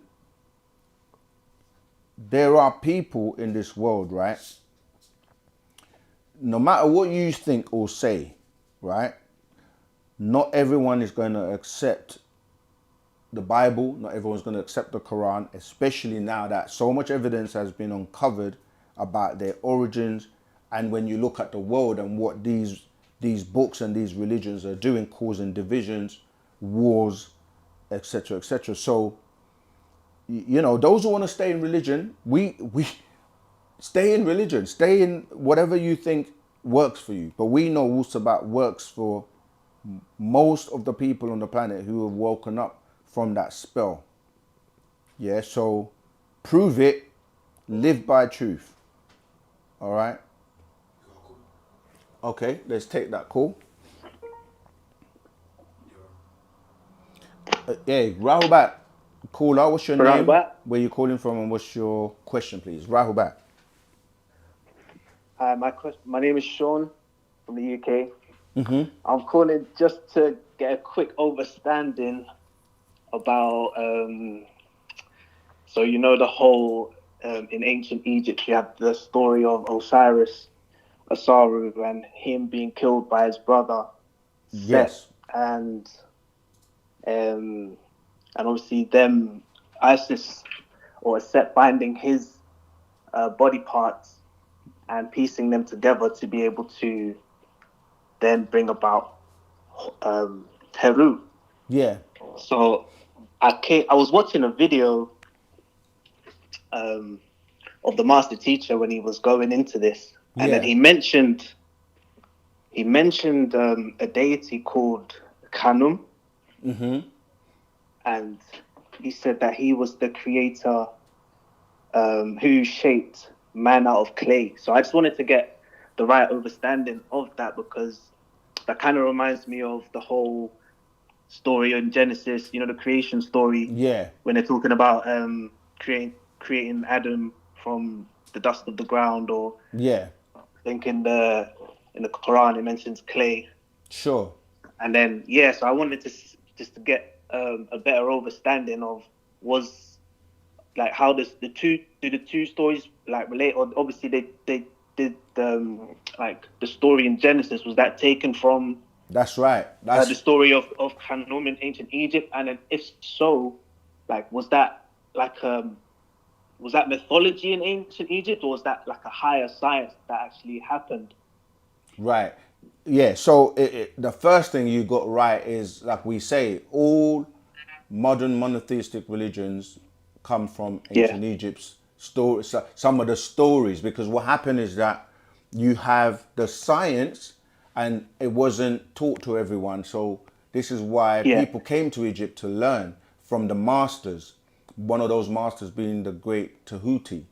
And so, Okay. but the thing is, not everybody was given the actual information. It's just like in the biblical text, when a story is being relayed and it's done in riddles or parables, as they will say, not everyone's going to get the actual build or the details of what it's actually saying, because you had to be tested Yeah. and worthy to get the actual like secret information.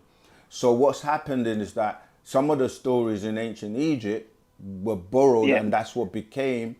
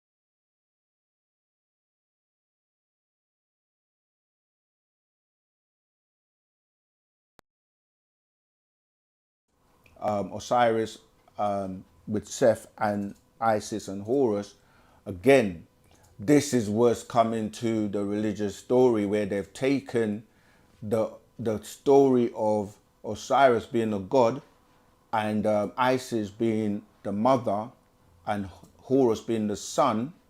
They've grafted that into Christianity and into Islam as the sun, S-O-N, instead of the S-U-N, and dealing with everything that you say like horizon.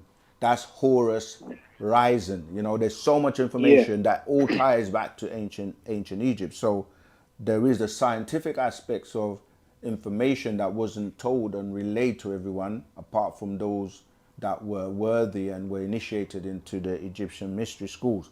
Then other people, like the Greeks, they came into Egypt and they were given the lesser mysteries or taught certain information, and they ran with that, and then it just became like Chinese whispers.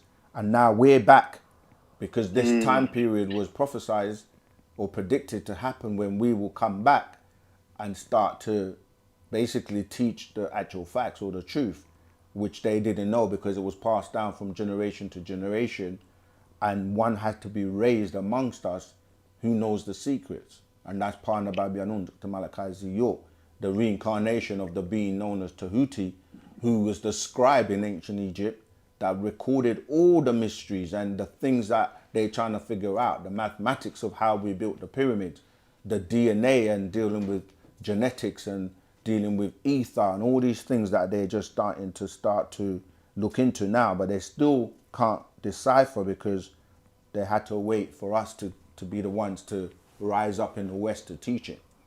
Yeah, like there's a lot of the stuff coming out about ether. Like I was even watching a video on Terrence Howard, and he's kind of talking about it. Yeah. And like everyone's kind of clowning him. He sounds quite interesting, and it sounds like he's got some stuff to say. But it's a bit like like a lot on ether and things like that. And and like let's say what they call dark matter. And what they can't necessarily measure. Oh yeah, I mean it's in all of that. It's in our scrolls, and they wait for the master teacher to put out information, and then they publish it. You go on Gaia, go on Discovery, you go on all these channels now. They're talking about things he was saying to us like 40, 50 years ago. You see, so crazy. Now they're catching up, but there's still more to come. There's still a lot more they don't know, which is partly why they're trying to keep him away from the world, because he's got more, and he's talked about extraterrestrials and all these things that now people are starting to come into. So it will eventually the world is waking up, and this Wu-Sabat is getting to the world, and people want to know the facts, actual facts. So and this is that moment in time. All false things shall perish. 100%. This is that time we're living in. Yeah. And then my last question, Saken. Just on like Osiris, because we know Tahuti was the bringer of knowledge, like alchemy, the keeper of time and records. When it comes to Osiris or Asaru, what did he do that was so great? What was he most known for? Right. So again, you're dealing with rulership and beings that it's like if you were to look at this planet today, and you say you had different rulers. In our country, we call them prime ministers, In America, you might say presidents, and you have different prime ministers. You might be like, okay, what was, say, Tony Blair remembered for? What did he do? But they will have a legacy of what they did and built. Like we have this book here called The Science of the Pyramid, and this one called Ancient Egypt and the Pharaohs, right? Which I'm gonna, and in here, it actually talks about the different pharaohs and what they did, and like Osiris was obviously a great ruler at a particular time, and this ancient Egypt and the pharaohs gives you so much history about the different pharaohs, and it even talks about like beings like Zosa or Zauza, and like, but all of them, because even when you say Tahuti or Osiris, you're dealing with the family that were ruling, that's what we call royalty in ancient Egypt, yeah? That family is what people have now modeled everything around in terms of, as you say, as I said before, the whole story of religious books is coming from that family, you know? So Yeah. he just was a ruler that was fair. He did a lot of great things. I'm just trying to see if I can find anything in Khufu in the ancient Egypt and the pharaohs. Like there's information here about Khufu. Do you guys have that? Do you have that book available at the store?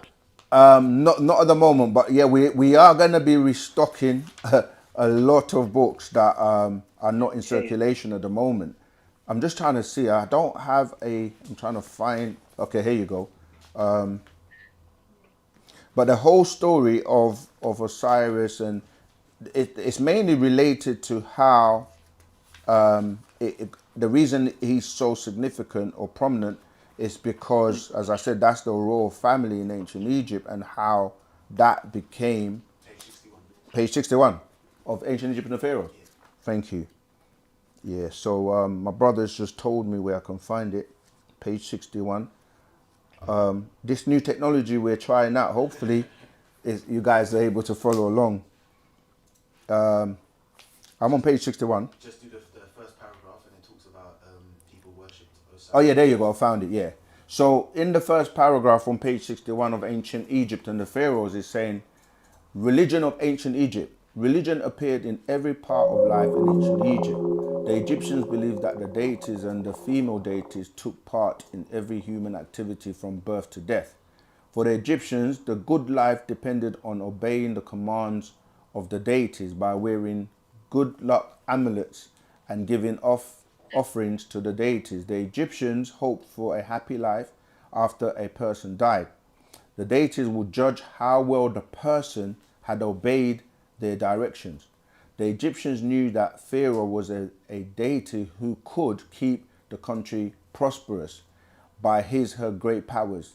In the earliest period, the Egyptians worshipped and respected the forces of nature, such as the wind and water. As towns grew, each adopted its own special deity. In one part of the delta, the people worshipped Horus, the deity of heaven and sky. In another district, people worshipped Osiris, the deity of vegetation. That's why, you know, he's depicted as green, because that deals with like vegetation and health and stuff. Who later became the deity of the dead. Later on, the worship of Ra became the nation's first religion. The deity Amun was also worshipped. Animals were also believed to serve deities in a special way, such as the ram, the baboon, the bull, the cat, crocodile, and jackal. The apis bull was treated like a deity kept in the luxurious part of the temple, fed the best food, and begged like a pharaoh when it died. But again, like I said, depending on what period in Egypt, because you had the different dynasties and some of the stories were just relayed in a way that, you know, like I said, without knowing the build behind them or the like, what it's actually really talking about, you needed to be, you know, initiated. And this is why till this day we have something called the ancient Egyptian order, where you get the secrets of things like that's not shared to anyone, you see. Got you. Yeah, but yeah, man, once it's available, we'll let everyone know. That's why we keep saying to everybody, stay close, stay in tune, stay in the Telegram group, so when new scrolls and new things are available, you'll be the first to know. And of course, stay tuned to OSM Vision. Definitely. I'm definitely need to make my way to the store to grab a couple books, man, within the next few weeks. Yeah. There's another little piece in the Science of Pyramids, page 91, that let me just quickly share that before you go. Thank you. So the Eastern stars of Freemasonry also goes back to Egypt and the worship of the female deity Aset, who Aset is what we call, who they call in Isis, yeah? The female is the Eastern star because Isis, the wife of Osiris, had to travel eastward to find Osiris's body. This is what you were talking about, after his brother Seth had killed him. Osiris had to be resurrected for revenge through his son, Horus, who was called the Horizon. That's what I was mentioning before. So the Horizon had to be revenged. Osiris wanted revenge on his brother Seth. That's what the sun must do. Refer to the, if you read the Holy Tablets, chapter 5, El Ghana, the enclosed garden, the Four Rivers, tablet 2, verses 121 to 122. The sun must set, and set only manifest in the darkness, where Horus manifests in the light, because Isis had to seek out Osiris to conceive. However, Osiris was dead, so she had what they call an immaculate conception. She gave birth when Osiris was dead. If a man is dead, the semen is dead. If the semen is dead, there is no life, unless there is some type of divine intervention, right? So it goes on to explaining how that divine, that's what I'm saying, they won't give you the full secrets of how that was then carried out to bring about Horus. But that whole story is where you get that whole Immaculate Conception and the Virgin Mary and all that kind of stuff from. All right? Wow.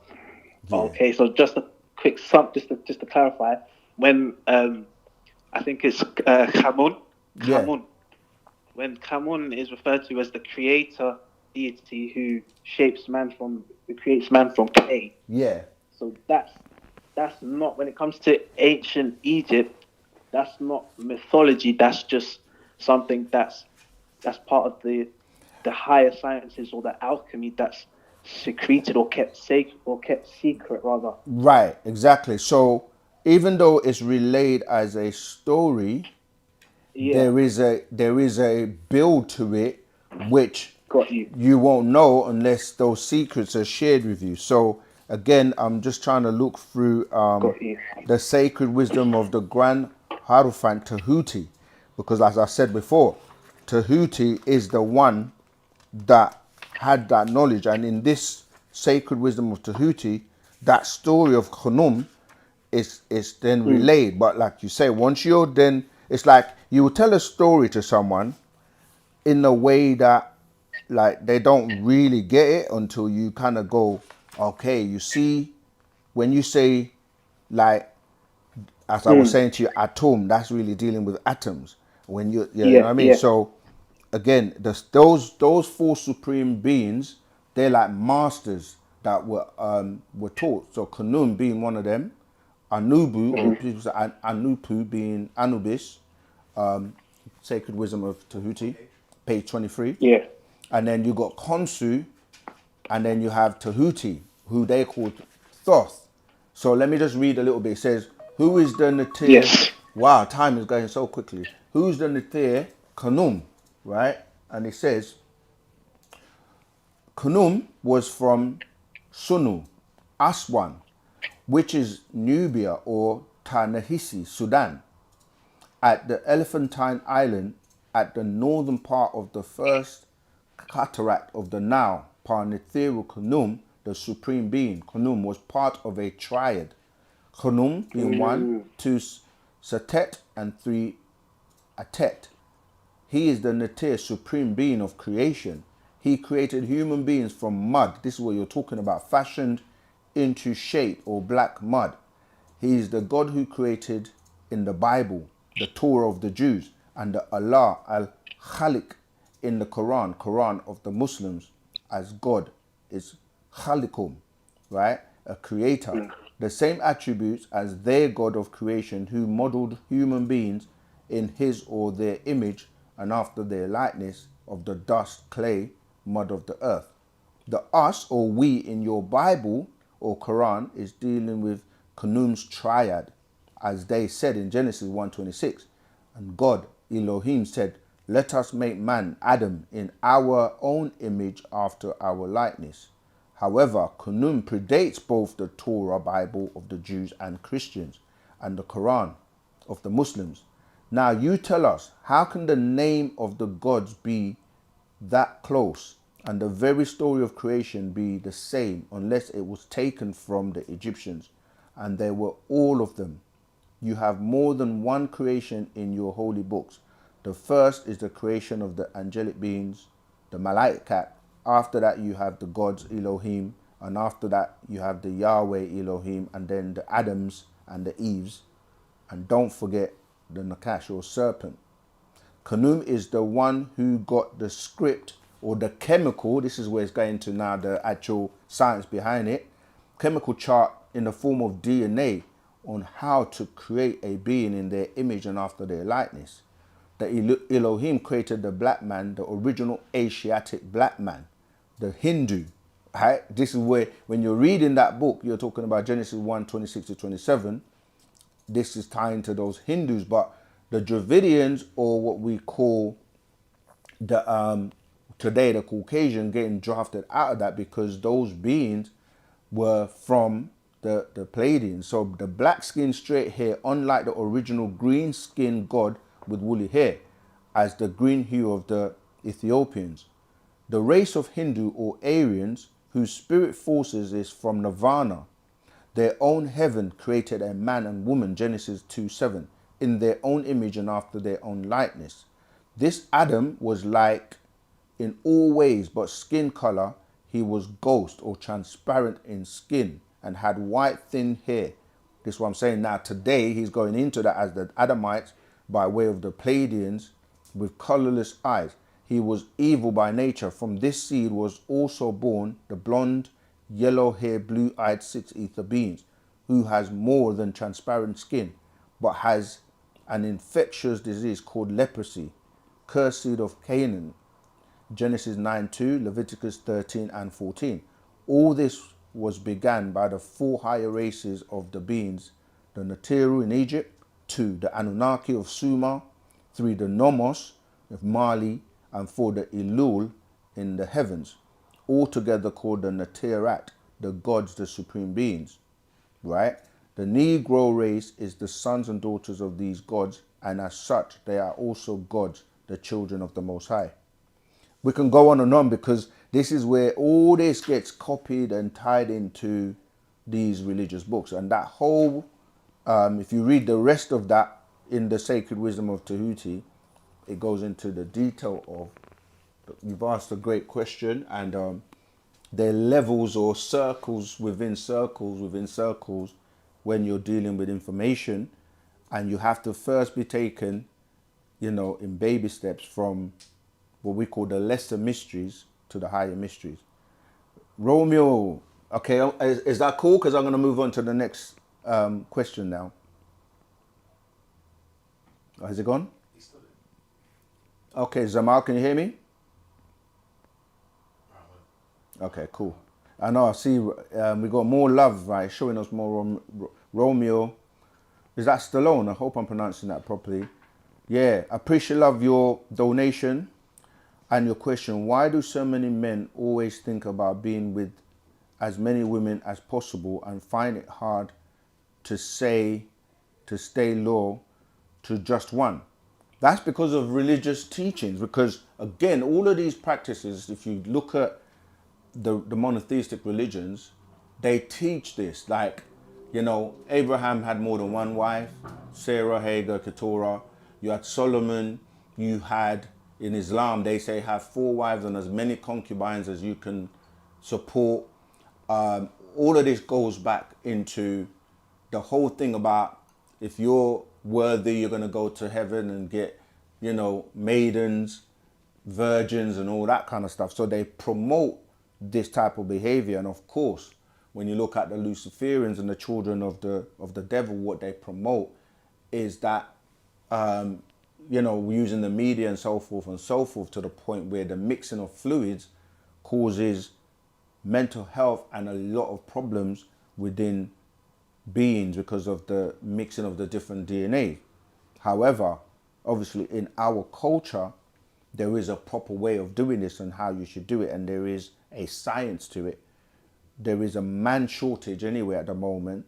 And in our ancient cultures where they get everything from, it was done properly. So that again is something that is broken down in that the Lotus of Life, or the Gospel of Yanun, the Sacred Feminine, which we encourage both males and females to read. So yeah, because when it's not done properly, then what people do, because naturally males were designed to reproduce and to have offspring.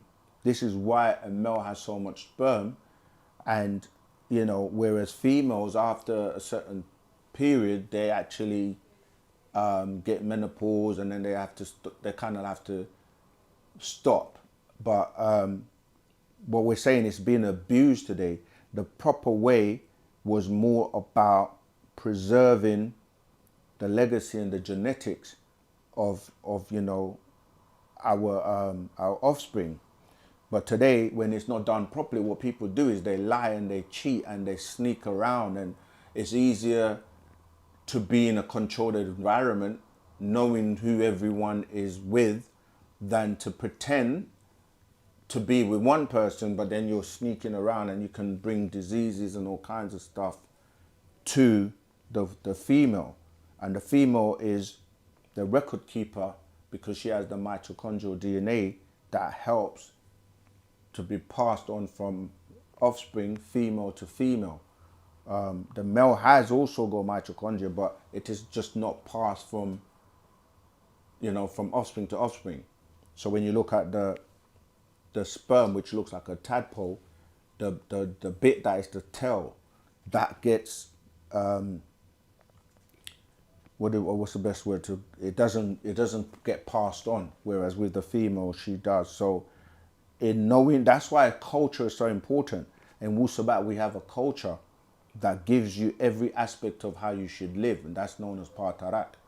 And things are done with a scientific and approach, and in terms of health and safety, etc., etc. So yeah, they find it hard to stay low because when it's done properly, you don't need to creep and sneak around and all of that stuff. All right.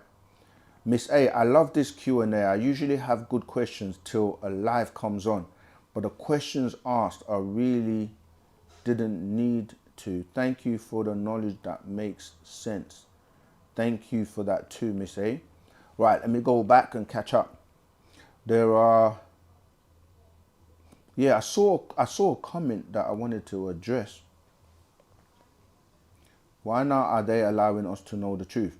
No, it's not that they're allowing you. We are waking up because the time period has come where you were programmed. I'm referring to the question by Felicia Rivera.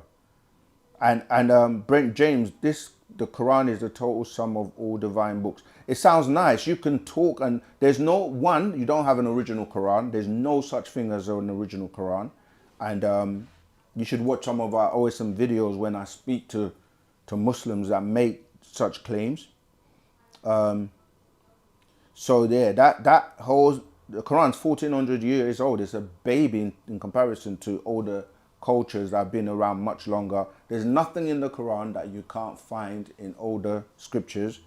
And the Quran was only sent to a specific tribe, the Quraysh tribe, which is where the Prophet Muhammad, the real one, because there was a fake one as well. You got your hand up? Yeah. Okay. Yeah. Go for it. It's just a voice note, yeah. I'm just trying to get through so many quickly because I can see we only got like 25 minutes left. Yes, greetings. A question. How were the pyramids built? And what was the main use of the pyramids? Wow. Yeah, like I said, listen, that's kind of, I touched on this. This book came out in the 90s. It's called The Science of the Pyramid. It goes into great detail why the pyramids were built. The pyramids had many uses. I'm only going to touch on a few, and they're only now starting to uncover, not discover, because everything is laid out by our ancestors for them to find when they find it, because there's a bigger plan to everything, right? So what people are calling the pyramids, the first original pyramid is your nose. You may not realize, if you look at your nose, that's a pyramid, because that ties into what we just read about the breath, because that's what keeps you alive. And ties into who you are as the original supreme beings. The pyramids were used as schools to teach what I was saying to you before, the Egyptian mysteries that everyone came to Egypt to learn. This is why all their prophets, all their main characters in the Bible, Quran, and so on came to Egypt. Abraham went to Egypt. Moses was born in Egypt. Jesus went to Egypt. They're all tied to Egypt because Egypt is real. And they can find evidence in Egypt. They can't find the remains of any of these people to say they even ever existed. That's because they're copies of stories from ancient Egypt. The pyramids were used as charging devices for the extraterrestrial craft. They show you this in the movie called Stargate. If you go back and watch Stargate, the crafts would go on top of the pyramid because it emitted standard columnar waves, which is known as tachyon or tachyon energy. They were very advanced and used for many things. The pyramids were actually right in the center of the landmass of the planet. Okay, the stones, as you know, they're composed of. I'm talking about the ones in Giza. They're pyramids all over the planet. Even more in Egypt than they are in Sudan than they are in Egypt in Giza. The reason the Giza plateau and the ones in Egypt are so significant, it's because they align with the star constellation of Orion to tell you how these beings come from there. Because when you look at how they were built and how they align perfectly, right, with the level of mathematics that was used to build them, they're still trying to figure it out. And it's because these beings were trying to tell you who they are, how great they were, and where they came from, which is the Orion star system, our ancestors. And then everyone else went to Egypt to study. Egypt is the cradle of all civilization. There are many books written on Egypt than on any other subject.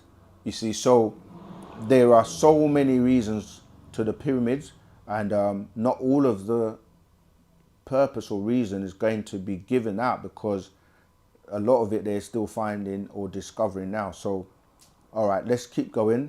That's just a little taste. If you can get hold of that book, and there are newer ones. In fact, that book was written. That's what I'm saying. Most of what people are saying today about the pyramids, it's all in there from the 90s that Dr. York put out. All right, so I'm gonna do quick fire because I want to get through a lot of questions.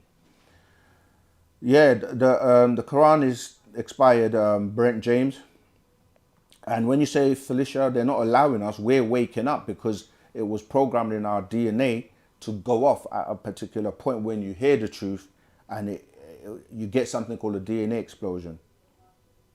And yeah, you know, this Allah stuff, I don't know why. Honestly, Brent James, if you love Allah and the Quran and all that so much, why are you here? Go and follow. You love it. That's you. That's for you. That's not for us. We deal with Wu-Sabat, and we way past the Bible and the Quran. Let's keep going to proper question. Mr. Spirituality. Just a bunch of information put together to explain other folks' information. Follow your heart. It will never lead you wrong. Yeah, because we are the first people on the planet Earth. So everybody got their information from us, but they watered it down and gave it back to you and don't really break it down or really overstand it. So we are going to clear it up, and that's what we've been doing. Let's keep going. Dreams build and repair individual reality. For some, part of it, if we're children of the sun, why were we originally green? Right, we're children of the sun. When you're saying the sun, you're dealing with this planet, and every environment you're in, right, will determine what you look like. And because we have now rusted in terms of when you go back to the original environment, you will see that we came out of the waters, right? And that we were depicted green because we had, like, now you're more copper tone or rusted because of the magnesium, right? Because the oxidization comes by way of the loss of like we said, like go and study. Like if you were in another environment where you had 3 suns, for example, like the planet Risk, you're gonna have a different makeup in terms of your composition, because everybody is based, composition is based on the elements where they are. So if you were in the waters, you will adapt. Like we were in the waters, had scales and gills, and were able to breathe in water. We are still actually in an aquarium, right? We're like in a fish tank, because oxygen is a form of water. We are tied into the reptilian nature because we have to drink water to hydrate. We bathe and shower, and we're always obsessed with being in water, or else we will start to have ashy skin and kind of go back to that reptilian nature. But obviously we came onto land as amphibians, and now are still in water, but we call it the planet Earth. But there's less Earth, or what you're calling Earth, than water. In fact, when you go deep into the seas, you're going to still have land underneath that is connected to all land, but there's more water. All right, I'm quick firing now, so I'm just shooting answers of the questions. Let's keep going. Let me read some proper questions, meaning that people that don't want to deviate us or distract us. But some of them I have to address, because this is how these 6 ether forces, they come in our forums and try to, people that are weak and are going to follow them, they want to take you back into the spell of religion. Religion is dying, man. No one goes to church or the mosque anymore. Not really. The people that are in there, they're looking for truth and will eventually find it by way of Wu-Sabat. All right, so yeah, so you were originally green because of the environment you were in. Some of the beings in ancient Egypt you see are depicted with topaz and different colored skin because of where they're from. Okay, Inception is the alarm. Be aware of living in someone else's dream. Okay. WhatsApp don't have that app. It's a devil app. WhatsApp don't have that app. It's a devil app. If you're going to say that, then you might as well stop using every technology you can think of, because who are you calling the devil and who's actually producing the technology? Brent James, we're really not interested in your version of whatever it is you're trying to come with.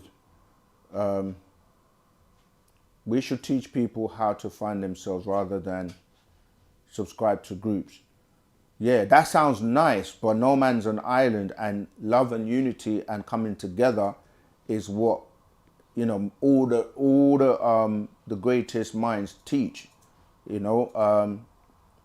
Division and segregation is the problem. Okay, Romeo again. Okay, we covered that already.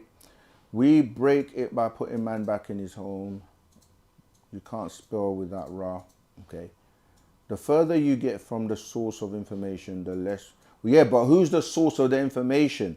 This is why we have to make sure this is what we do. We dissect everything. We want to know who wrote it, when, how, why, where's the evidence. That's what Wu-Sabat does. It gets you to question.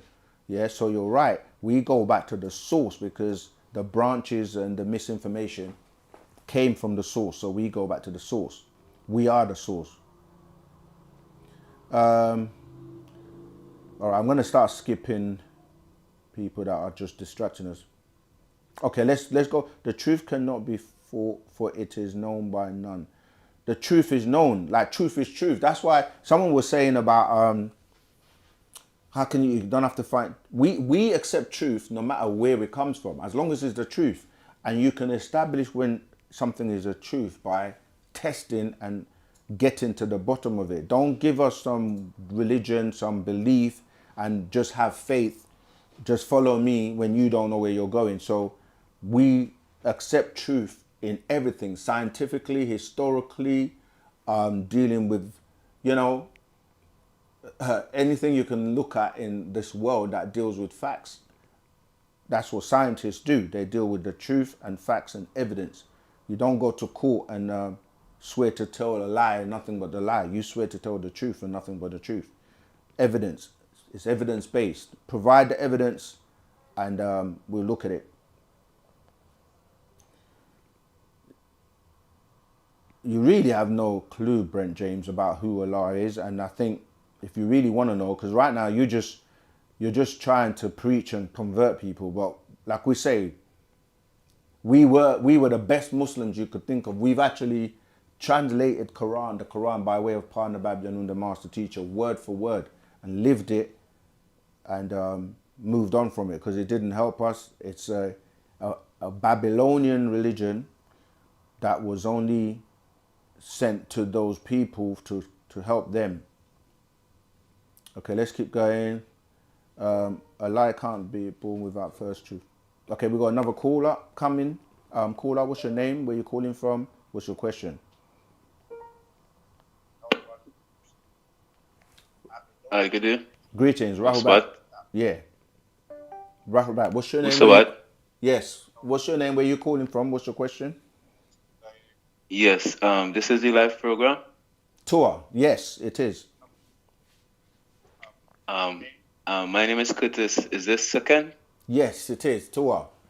Tour. I am Anuki. Tua. I've been trying to get on to you. I have a gem to share with you. You have a pen and paper close by?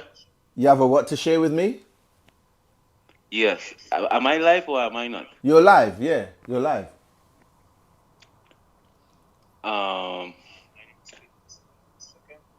But we're actually coming to like the last 20 or so minutes, so not even Yes. that. 10, 12 minutes. So yeah. It's about linguistics, and Yeah. if you have a pen, write down the vowels A-E-I-O-U -Y. I got All it. the rest are letters. Yeah, those are the vowels. A, E, I'll I, O, explain U. it to you. Mm-hmm. Now, in forming words, I always see you always stress on words have powers, and a lot of people don't understand like the depths this go. So I'll just start with even the word hello. Now the formula for this is all the vowels in a word, you're subtracting the latter vowel in the word that you're forming. All the rest of letters, which is consonants, you're removing the double, anything that double teacher. For instance, let us start with the word hello. H-E-L-L-O, you remove one of the L. Now in low, you will say, you reference low as direction. Low have a different meaning in the Bible. It means behold. And these people who form these things, do everything dyslexic. They're doing everything backwards. Yeah. So let us start with hell. H-E-L-L, you move the double L, one of the double L, you end up with H-E-L. Now the low, that low represent behold. So you're really saying behold hell. Let us even deal with the word God. Spell the word, it comes from ghost, and spell you say. Now let us deal with the formula. G-H-O-S-T is ghost. A-B-C-D-E-F-G. You remove the H because the H come after the G. Right? So you have G-O-S-T now. A-B-C-D-E-F-G-H-I-J-K-L-M-N-P-Q-R-S-T. You remove the T because the T after the S. So you end up with G-O-S. The word spell, S-P-E-L-L. It have a double L. You remove the L because it's two. You bring them together, you're still end up with G-O-S-S-P-E-L. You remove the S again because they're bouncing up to each other, you get the word gospel. Religion, is to reduce something. The word legion, they interchange one of the vowels, which the word will be legion, which represent a mass of people. Right. And it goes on and on and on, and it's very deep. It's very deep. That's why we say the spell, when you really study how that was put together, this is what we're saying. That's why we have our own language, because it deals with the vibration of the tones and how it is used to control people, because you're dealing with frequencies. Exactly. Yeah. So you could, I see Caucasians on TikTok and social media and YouTube and breaking down how, this is being put on us. And, the master started teaching us this when, like you said, when you study etymology, when you study the origins of the language. So it is a science. And that's why, you know, people say every day, they say good morning, hello, and when you start to look at what it's saying and doing, it's so important to kind of get back to our own language. But yeah, because of time, we've only got, look at the time, 9:09, 21:21, which is 9:09. And we've got 9 minutes left, so we can try and answer some more questions. That kind Okay, of thank you very much for your ended time. But nicely. that is the But formula how the yeah, words from even from the biblical. If you watch the word biblical and lies, yeah, they even like use suffix and prefix for words. It have different formulas. yeah, And the Bible, it comes from the word biblical, and well, you could li yeah. remove the letter vowel, as I say. Are you in our So you Telegram know group? If you're the not, word join so that Genesis, it comes so from the so word so gene. You use the same formula, yeah, we, and you we look for the have, you word know, in our book as Genesis. well, we literally go into Okay. all of that. But yeah, if you're in the Telegram group, so you can share this with people, that would be great. And yeah, so, you know, because you can go into more detail, because at the moment, because it's, you know, coming to the last 8 minutes, I want to try and catch a few things. But I appreciate, love you for sharing that.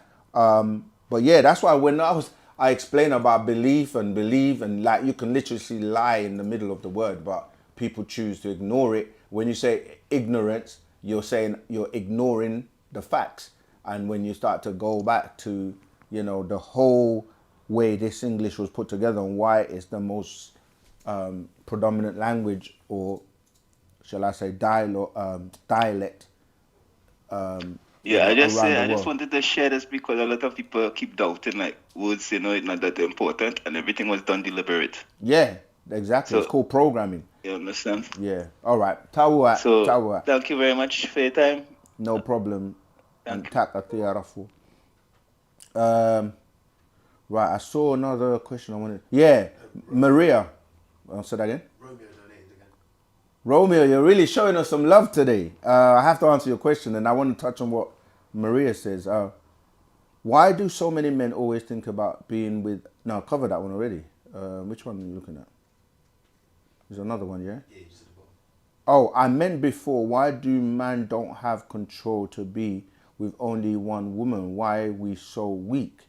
Because you were not designed that way. This is what I'm saying. It's different societies. I'm not saying you can't be with one woman, and you know, you can choose to become what we call soulmates, and that was the whole purpose. If you were with a soulmate, you become a union of one, and so there is no need for that. But because of the misinformation and programming and the lack of knowledge of how to bind with your soulmate or to find and be with your soulmate, soulmates are born and they come together as one union. But now offspring come about by people like not understanding the science, yeah, the science of what's going on, why you're coming together. It's frivolous. It's just like people just having sex for the sake of it.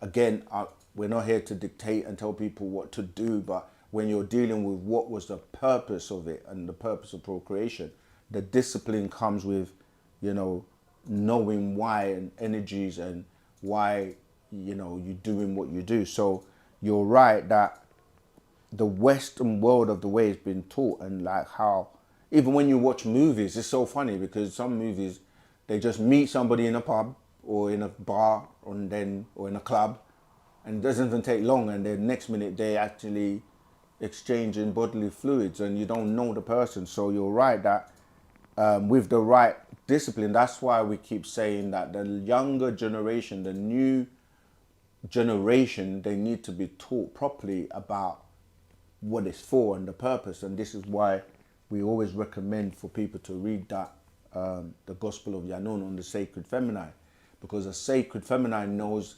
that, you know, there's nothing wrong with abstaining and being what they call a virgin, but we can go into that another time. But and the male as well, so that you save yourself to come together with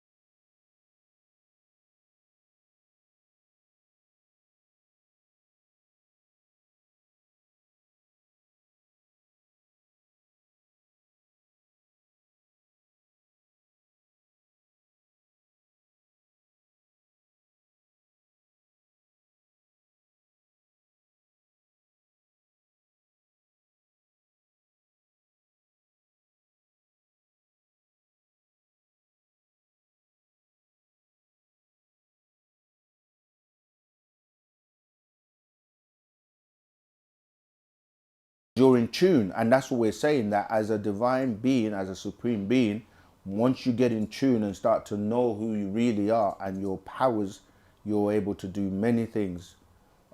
Yeah, thanks, Jason Mason. Genetic Kiss. People need to read that to know and or fully understand, get to know and fully understand what it means to mix your DNA with others and to mix your fluids.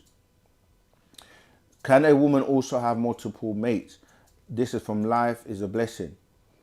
A woman can, but not in our culture, and it's not of any benefit to her because of the effects of what happens. Because by taking on multiple men, you're taking in multiple DNA that actually has an effect on your brain and on your being. And just listen to stories of women who have done that in the past.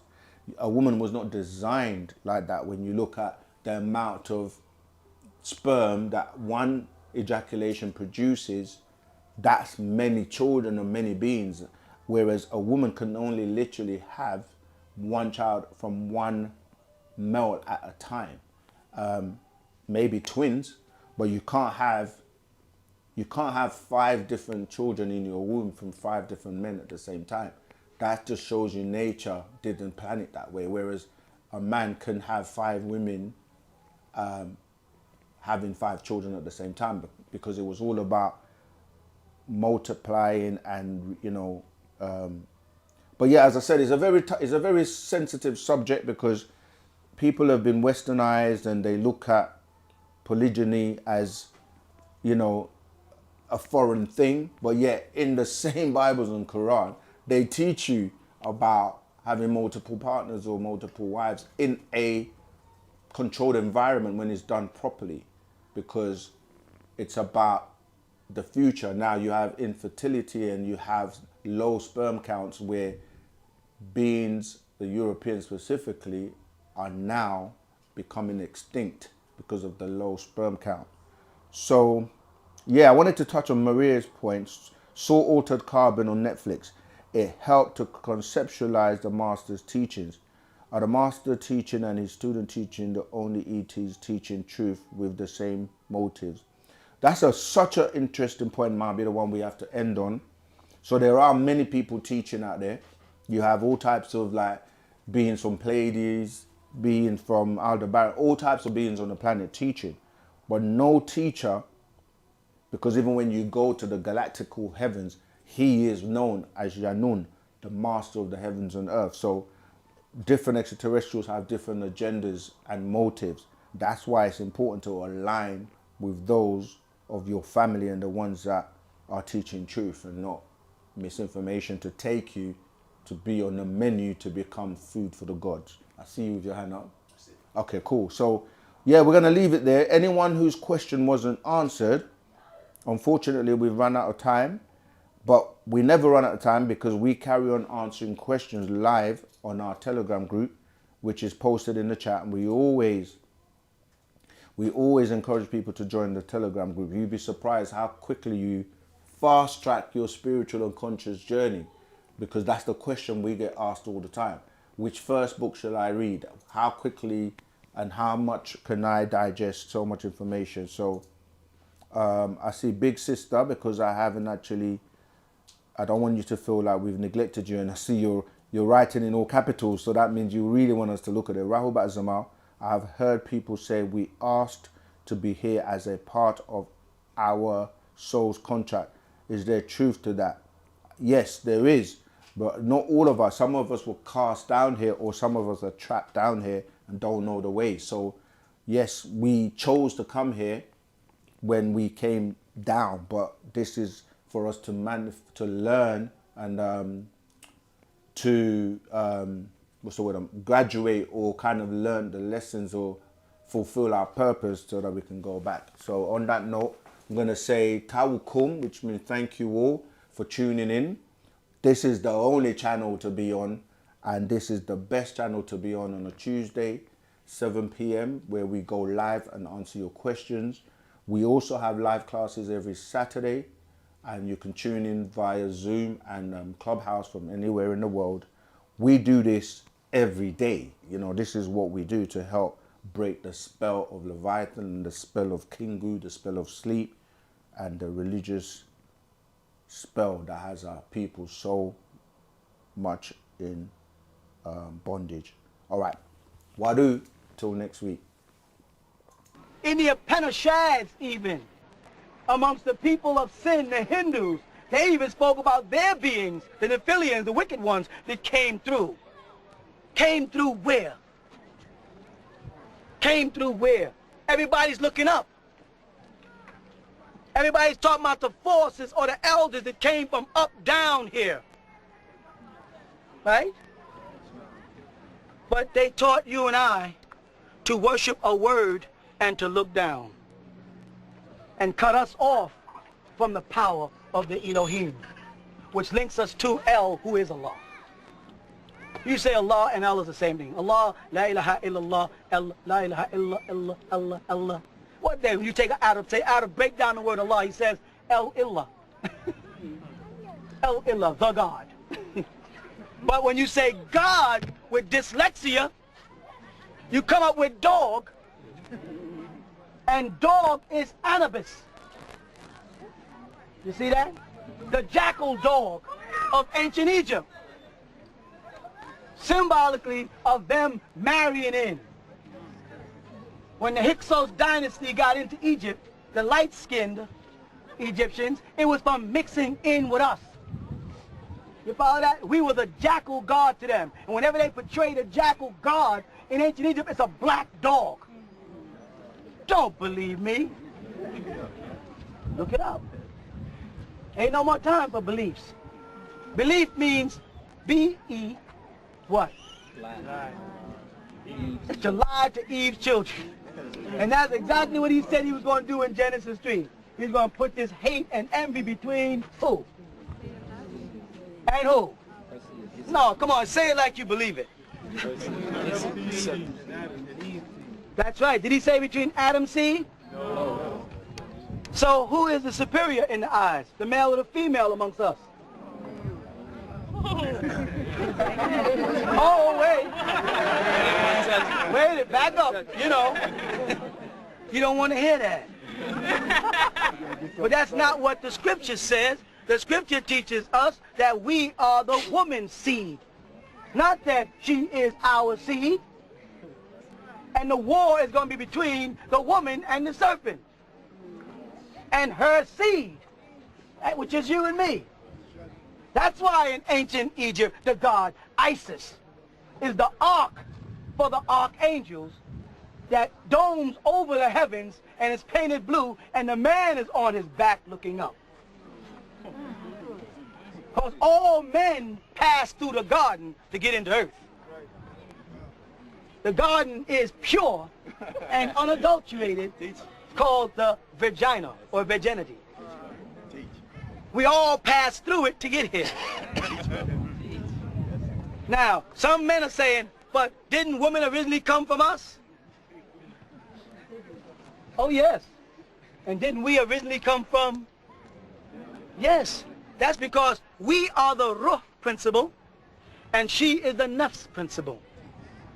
The nafs principle is interpreted in ancient Egypt as the ka, the letter ka, or what you might know as K.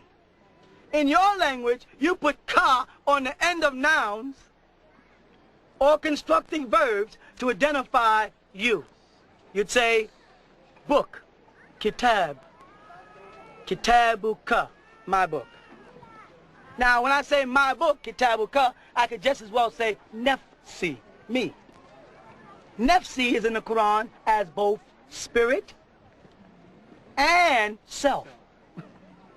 So the principle of ka is both spirit and self.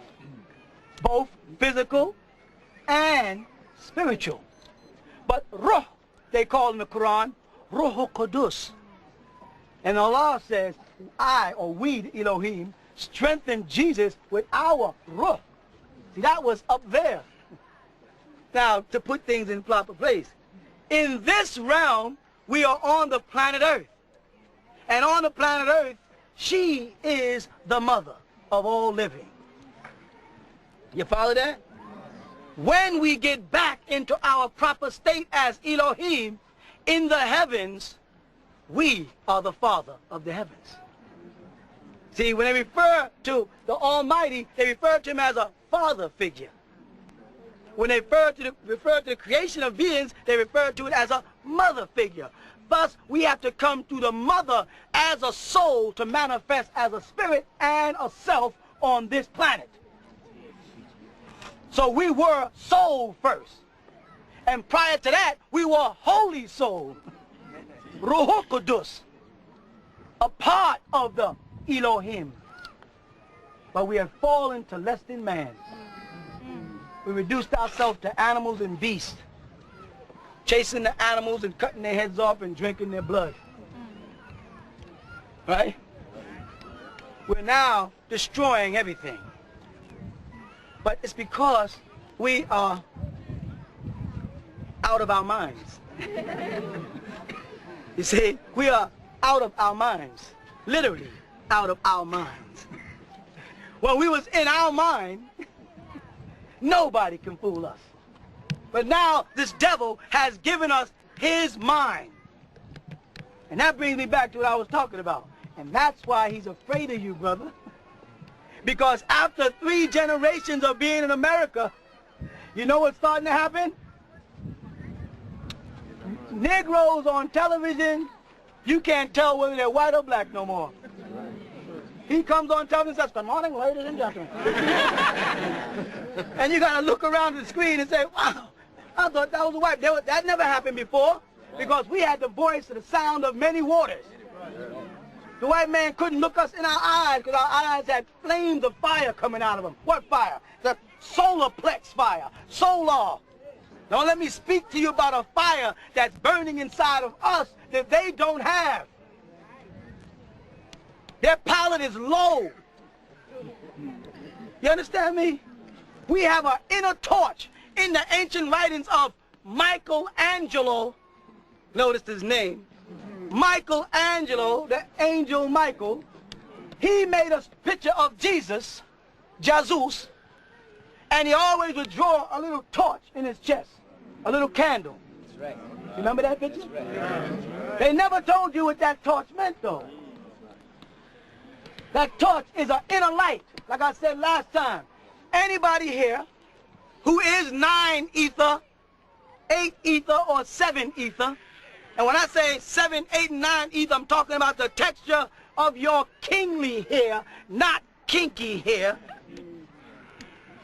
7 ether is wavy, 8 ether is curly, and 9 ether is nappy. You understand that? That's the fuse that's ignited by the sun.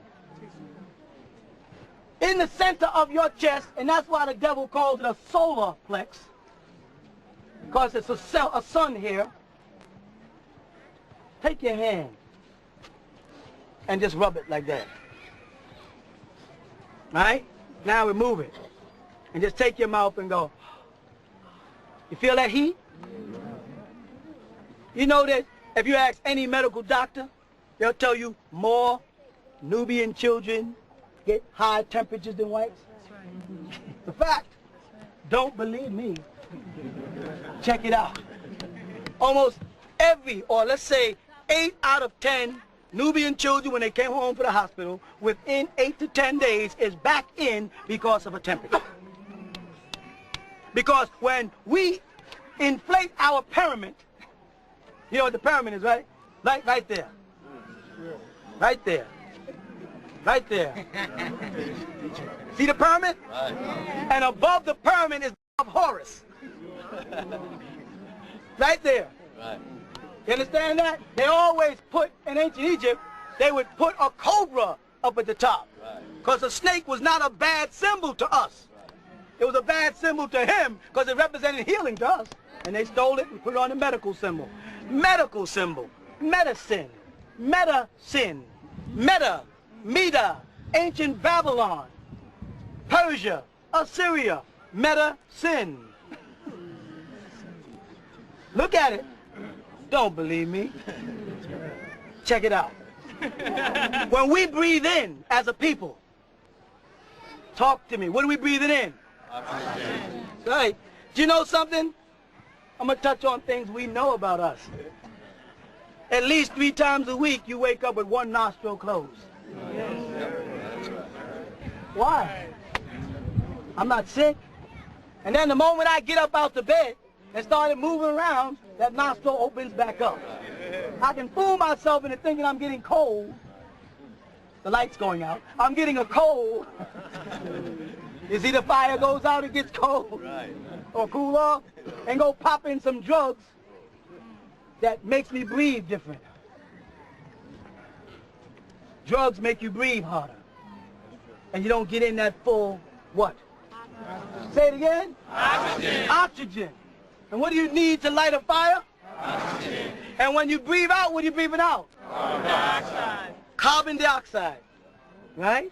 What's the root word of carbon dioxide? Carbon. And what does fire give off when it burns? Carbon. I know I sound crazy. I know this sounds far-fetched, but this is what we knew as right knowledge, as the Elohim who only served who? Yeah. This is what we knew, that that sun was in touch with us, and we're at our best under it.